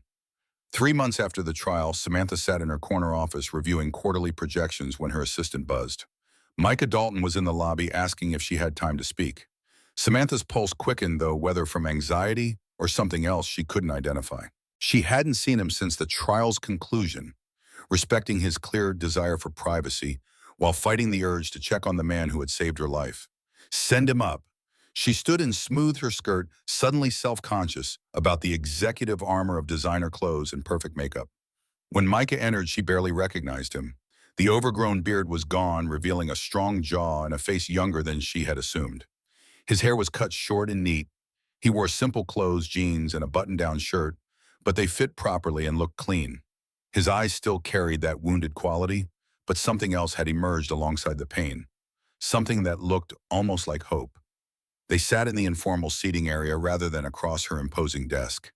Samantha poured coffee from the pot her assistant had delivered, her hands steady despite the strange nervousness fluttering in her chest. Micah accepted the cup with a quiet thank you and held it without drinking, using it as something to occupy his hands. "You look well?" Samantha's voice came out softer than she intended. "How are you managing?" Micah's smile was small but genuine. "Better. The boarding house is decent. Mrs. Chen, who runs it, is kind, doesn't ask too many questions. I've been eating regularly, sleeping most nights. It's an adjustment having a door that locks and knowing I'll still be there tomorrow." He paused, his fingers tightening around the coffee cup. "I came because I wanted to talk about your offer. To help me rebuild, if it's still available. I think I'm ready now. I think I can accept help without feeling like I'm taking charity." Samantha felt warmth spread through her chest. Relief mixed with something she refused to examine too closely. "The offer stands. It will always stand. What do you need?" What followed was a conversation that stretched through the afternoon and into evening, both of them losing track of time as they talked. Micah explained about his background in software engineering, how he had once been skilled at solving complex problems before unemployment, and homelessness had stripped away his confidence. He talked about wanting to work again to prove he hadn't lost his technical abilities along with everything else. Samantha listened with growing realization that Micah wasn't asking for a handout. He was asking for a chance. She could give him that. More than that, she could give him a purpose that matched his capabilities. Vantage Tech had grown so large that small inefficiencies had crept into their systems. They needed someone who could identify problems and create elegant solutions, someone who understood technology but hadn't been corrupted by corporate politics. "I want to offer you a position. Not because you saved my life, though, that's true, but because I think you could genuinely help this company. We need someone who sees what others miss, who asks questions that make people uncomfortable. Someone who isn't afraid to tell me when something isn't working." She met his eyes directly. "Would you consider coming to work here as a special technical consultant? You'd report directly to me, no middle management to navigate. Your role would be to identify system weaknesses and propose solutions. Micah's expressions cycled through disbelief, hope, and fear. I've been out of the industry for years. Technology has changed. I might not be good enough anymore. Or you might bring a perspective we desperately need. Fresh eyes that haven't been trained to accept broken systems as normal. Samantha leaned forward. I'm not offering this lightly. I'm offering it because I need someone I can trust absolutely, and you've already proven your character in the most extreme circumstances possible. Everything else can be learned. Micah set down his coffee cup and stared at his hands calloused from years of manual labor. If I accept I do this right, no special treatment, no excuses. If I can't handle the work, you fire me like anyone else. I won't be your charity case. Agreed, though you should know I don't actually think you'll fail. Samantha extended her hand across the coffee table. Do we have a deal? Micah's handshake was firm, his skin rough against her manicured palm. The contact lasted a moment longer than professionally necessary, and when they released, Samantha felt an imprint of warmth that lingered. He started the following Monday. Samantha arranged for a modest office in the technical department and provided him with equipment and access to systems that would have been unthinkable in his previous life. She assigned him small projects, initially testing his skills while allowing him to rebuild confidence. Micah approached each task with intense focus, staying late into evenings and arriving early, afraid that rest might reveal incompetence. But incompetence never materialized. Within 2 weeks, Micah had identified a security vulnerability that had existed undetected for months. Within a month, he had streamlined their data processing protocols, saving the company thousands of hours annually. His solutions were elegant and practical, the work of someone who understood that the best code solved problems without creating new ones.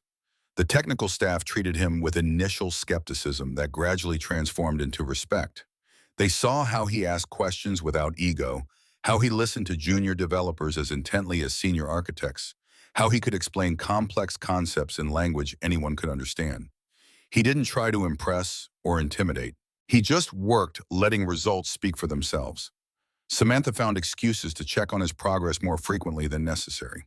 She would stop by his office under the pretense of discussing a project, then find herself lingering as they talked about system architecture and user experience. Micah made her laugh with dry observations about corporate absurdities. He challenged her assumptions without being combative. He saw her as Samantha, not as the billionaire CEO or the woman who almost died, just as someone trying to build something worthwhile. She realized somewhere around the 3rd month of his employment that she was falling for him. Not the dramatic Hollywood version, but the quiet, inevitable kind that crept up through accumulated moments. The way he listened with complete attention. The way his rare smiles transformed his face. The way he treated everyone with the same careful respect regardless of their position or power.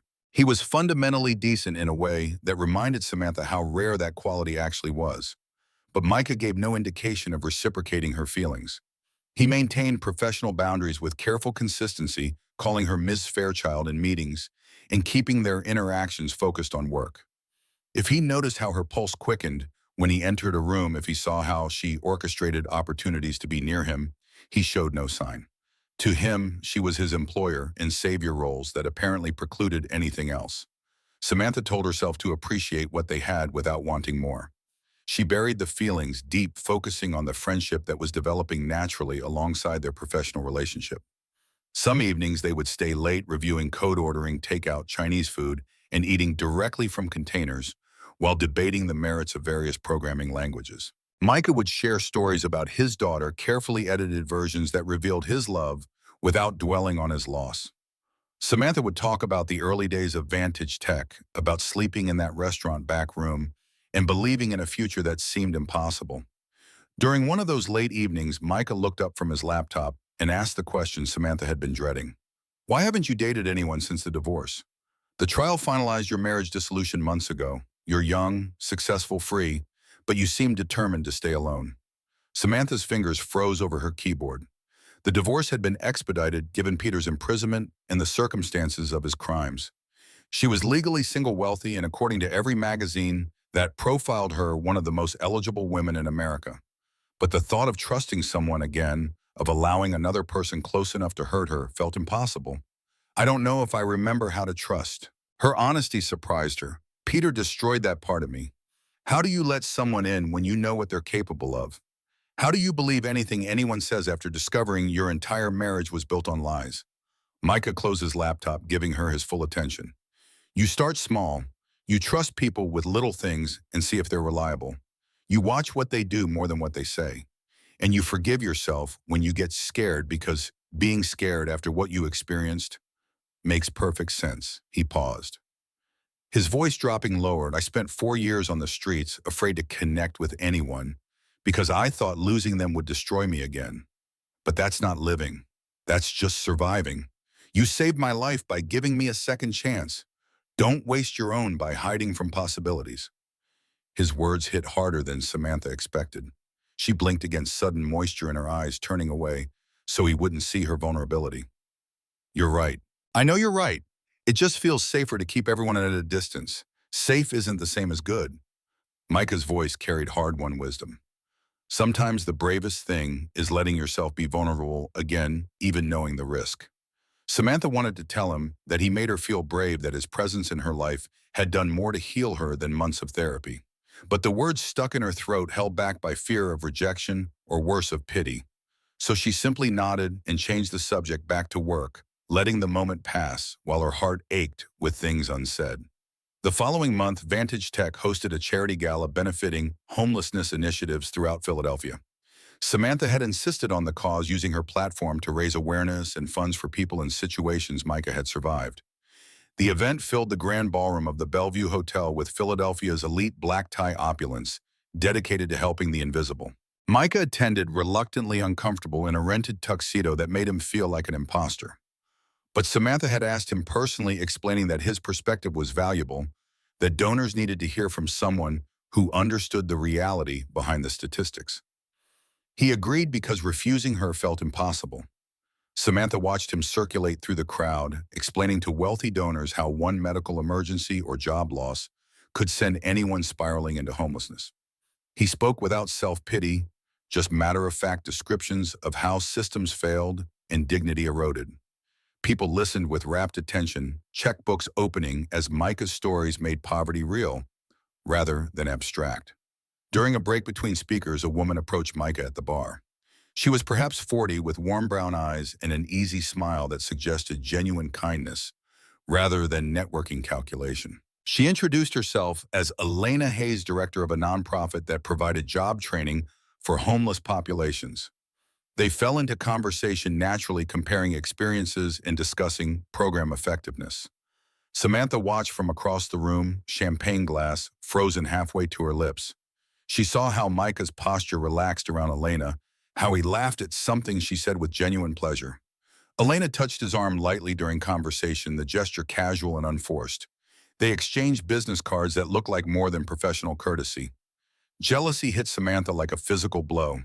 The emotion was unfair and unwelcome, but it flooded through her regardless.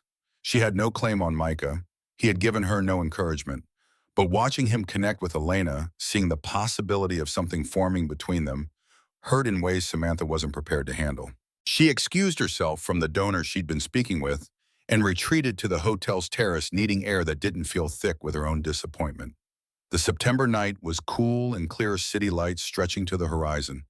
Samantha gripped the stone railing and allowed herself 60 seconds of pure emotion: grief, jealousy, regret, loneliness, before forcing it back down into the locked box where she kept everything that threatened her composure. Aunt Helen found her there, the older woman's heels clicking against the terrace stones. She stood beside Samantha without speaking, both of them staring at the city below. Finally, Helen's voice broke the silence. "You care for him." It wasn't a question. Samantha considered denying it, but couldn't summon the energy for lies.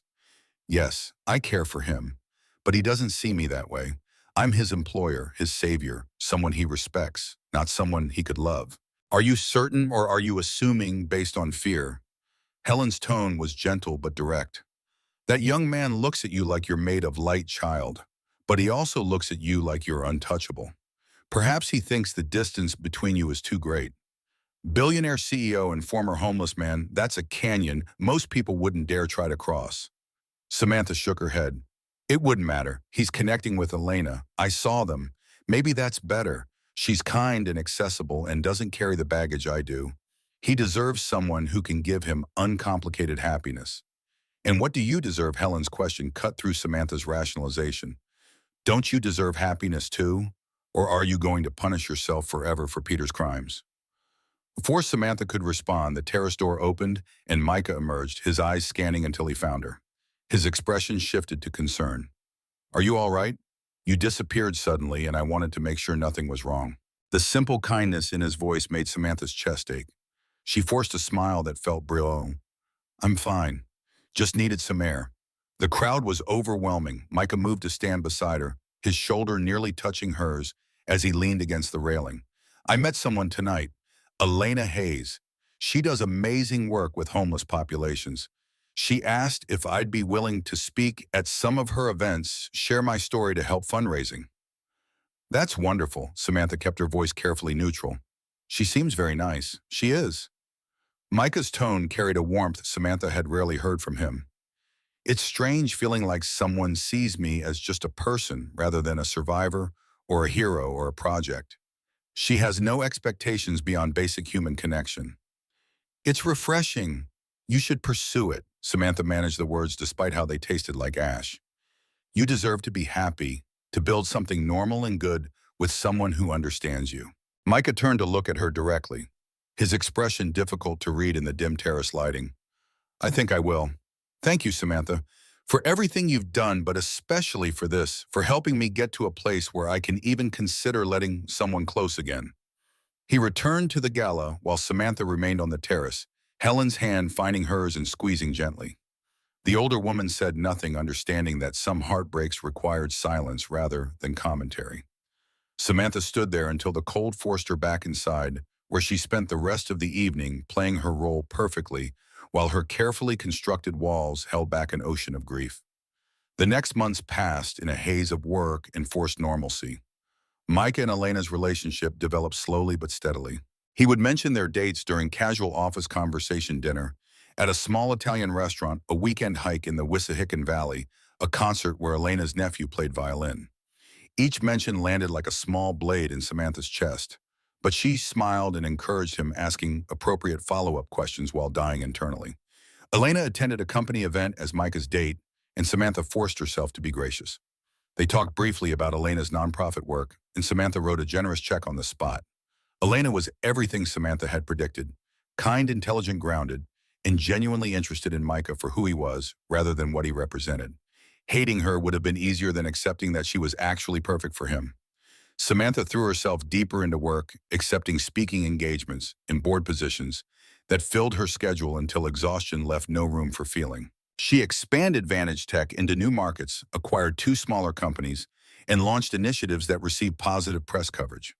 From the outside, she looked like a woman thriving.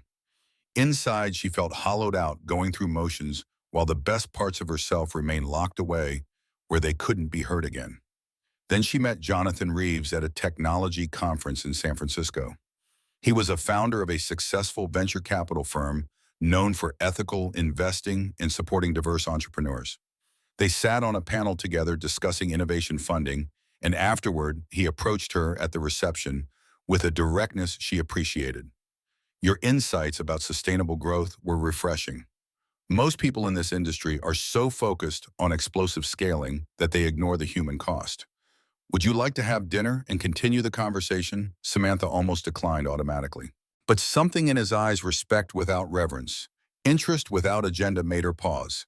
He wasn't intimidated by her wealth or status. He didn't look at her like a survivor who needed protection. He saw a peer, an equal, someone whose intellect interested him.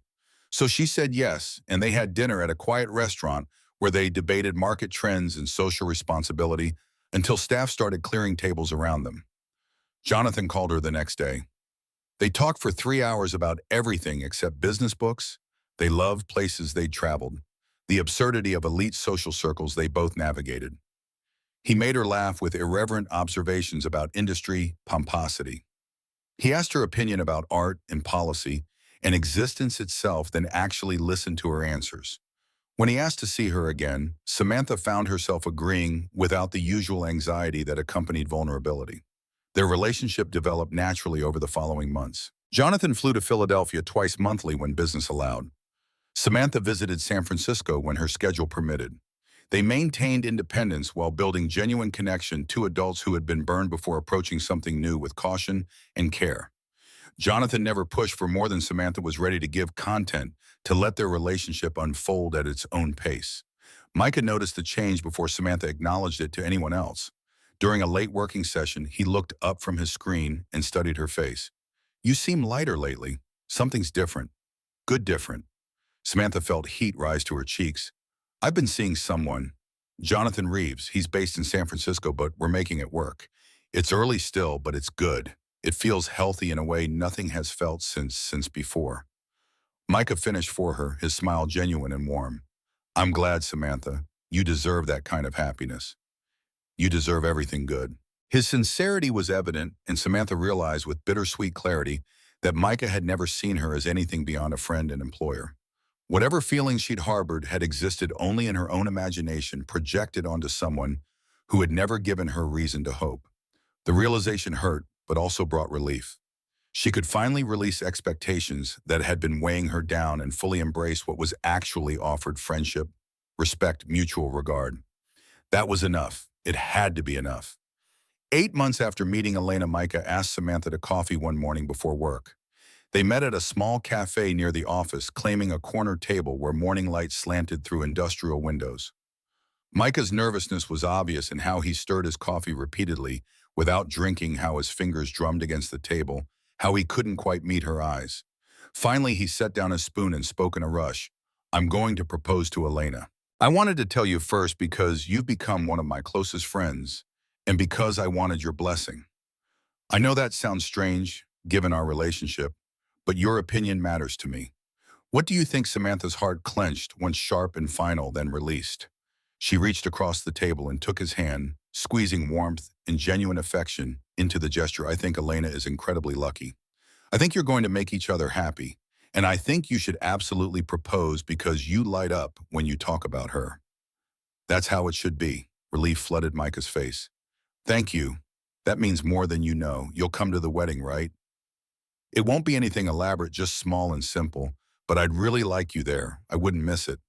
Samantha's smile was real, constructed from hard-won acceptance and authentic happiness for him. "You've come so far.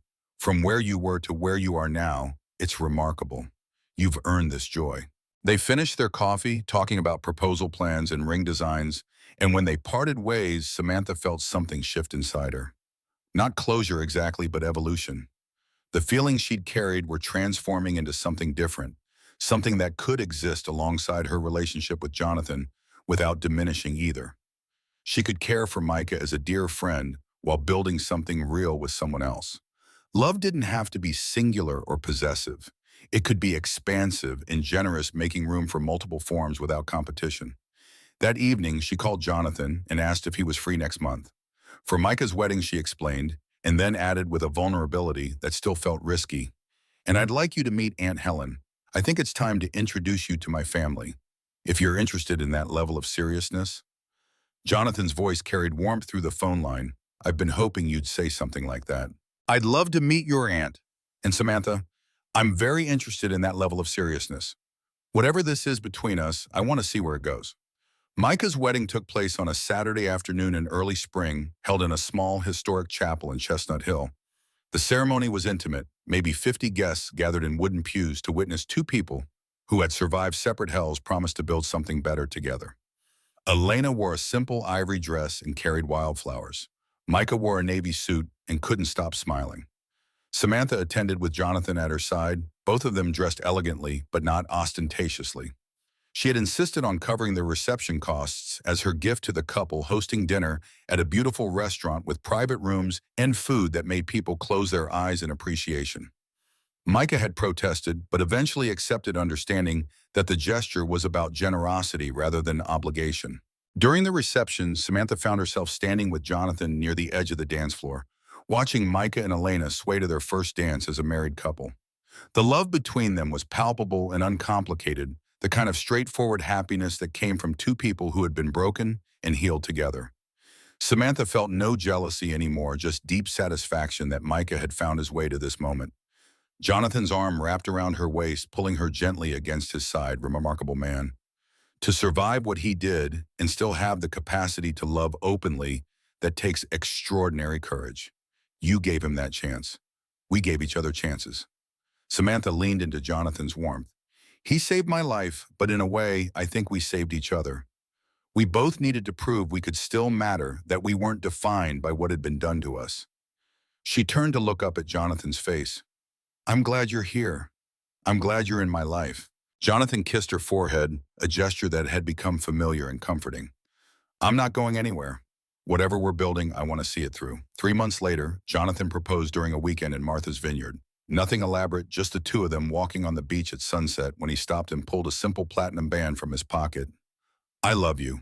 I respect you. I want to build a life with you that honors both of our independence while creating something new together. Will you marry me? Samantha said yes, with certainty that felt nothing like her first engagement. No doubts clouded this decision. Jonathan saw her completely and loved what he saw. He challenged her intellectually and supported her emotionally without trying to diminish or control. They had built something over months of careful attention, and she trusted it in ways that still surprised her. Their wedding was larger than Micah's, but still relatively modest by billionaire standards. 200 guests at a historic estate, elegant without being ostentatious. Micah and Elena sat in the front row, clapping and smiling as Samantha walked down the aisle toward Jonathan. The ceremony was brief and heartfelt, words chosen carefully to reflect commitment without religious overtones that neither bride nor groom believed in. When they exchanged rings, Samantha felt lighter than she had in years, as if she were shedding weight she hadn't realized she was carrying. At the reception, Micah approached to offer his congratulations. He hugged her warmly, genuine affection in the embrace. You deserve all of this. Thank you for inviting us. It means everything to be here. You're family now. Samantha's voice was firm. Not the family I was born into, but the family I've chosen. That matters more. Elena appeared at Micah's side, her hand resting on his arm with casual intimacy. The two women smiled at each other, recognizing something unspoken, but understood they both loved this complicated, damaged, remarkable man, and were grateful he had survived to find happiness. There was no competition here, no jealousy, just shared appreciation for someone who had earned joy. Life settled into new rhythms. Samantha and Jonathan split time between Philadelphia and San Francisco, managing their respective companies while building a home that accommodated both their ambitions. Micah continued at Vantage Tech, his role expanding as his confidence and skills flourished. He and Elena bought a small house in Mount Airy, filling it with secondhand furniture and a rescue dog named Willow. 14 months after their respective weddings, both couples welcomed babies within weeks of each other. Micah and Elena had a son they named Daniel after Micah's father, who had died when Micah was young. The boy had Elena's coloring and Micah's serious eyes, studying the world with intense curiosity even as an infant. Samantha and Jonathan had a daughter named Sophia Grace, her middle name honoring the second chance both parents had been given. Sophia arrived early and small but fierce, crying with impressive volume and gripping fingers with surprising strength. Holding her for the first time, Samantha felt something unlock in her chest, a capacity for love she had thought Peter had destroyed forever. But it was still there, just waiting for someone worthy of it. On a warm June evening, when both babies were 3 months old, Samantha invited Micah, Elena, and Daniel to her estate for dinner. They ate on the terrace as the sun set, filling the sky with colors that seemed too vivid to be real. The babies lay on blankets nearby, Sophia making experimental noises, while Daniel slept peacefully. Micah held a glass of wine and looked out across Samantha's manicured lawn, his expression peaceful in a way that still sometimes surprised her. I can't believe this is my life sometimes. A year ago, I was sleeping in that storage shed, convinced I'd never amount to anything again. Now I have a wife I love, a son, meaningful work friends I trust. It feels impossible. Nothing about it is impossible. Jonathan's voice was warm. You earned all of this through courage and integrity. Both of you did. He gestured to include Samantha in the statement. You faced darkness and chose to keep walking toward light. That's not luck. That's strength. Samantha picked up Sophia as the baby began to fuss, settling her daughter against her shoulder. We were both at the bottom, both convinced we'd lost everything that mattered. But we found ways to climb back up, and more importantly, we found reasons to want to climb. She met Micah's eyes across the space between them. You gave me the chance to live. I gave you the chance to build a life worth living. I'd say we're even. Micah's smile carried the weight of shared history and mutual understanding, from ashes to dawn. That's what this is. We both rose from places so dark we didn't think we'd see light again. But here we are. Elena shifted closer to her husband, her hand finding his. Here we are. And isn't it beautiful? They sat together as evening deepened into night. Two families bound by circumstance and choice by trauma survived, and futures built with intentional care. They talked and laughed while their children made infant sounds, creating new memories that would overlay the old scars. Not erasing them, scars were permanent, and that was okay, but adding context that made the scars matter less than what came after. Samantha looked around the terrace at the people gathered there, Jonathan solid and supportive, the partner she had never thought to find. Aunt Helen visiting for the weekend, her fierce love unchanged. Micah and Elena, unlikely friends who had become family, two babies representing possibility and renewal. This was her life now. Not the life she had planned, not the life she had once imagined, but a life built from rubble into something stronger than what had stood before. The night air carried the scent of roses from the garden below. Somewhere in the city, lights were coming on as people settled into their evenings. And on this terrace, suspended between earth and sky, 5 adults and 2 infants existed in a moment of perfect grace. They had all been broken in different ways. They had all survived circumstances that should have destroyed them. And they had all found their way to this exact point in space and time together, whole enough to appreciate the miracle of simply being alive. Micah raised his glass in a toast, his voice carrying across the terrace with quiet conviction, to second chances, to choosing to keep going even when giving up would be easier, to finding each other when we needed it most, to building something better from the ashes of what we lost. The others raised their glasses in response, the crystal catching the last light of day and throwing it back in fractured rainbows. They drank to survival and redemption, to love earned through suffering, to the long, hard journey from darkness into dawn. And in that moment, all of them understood that the real story wasn't about the funeral or the trial or the dramatic rescue. The real story was about what came after, about the patient work of reconstruction, about learning to trust and hope and live again despite every reason not to. From ashes to dawn, always dawn.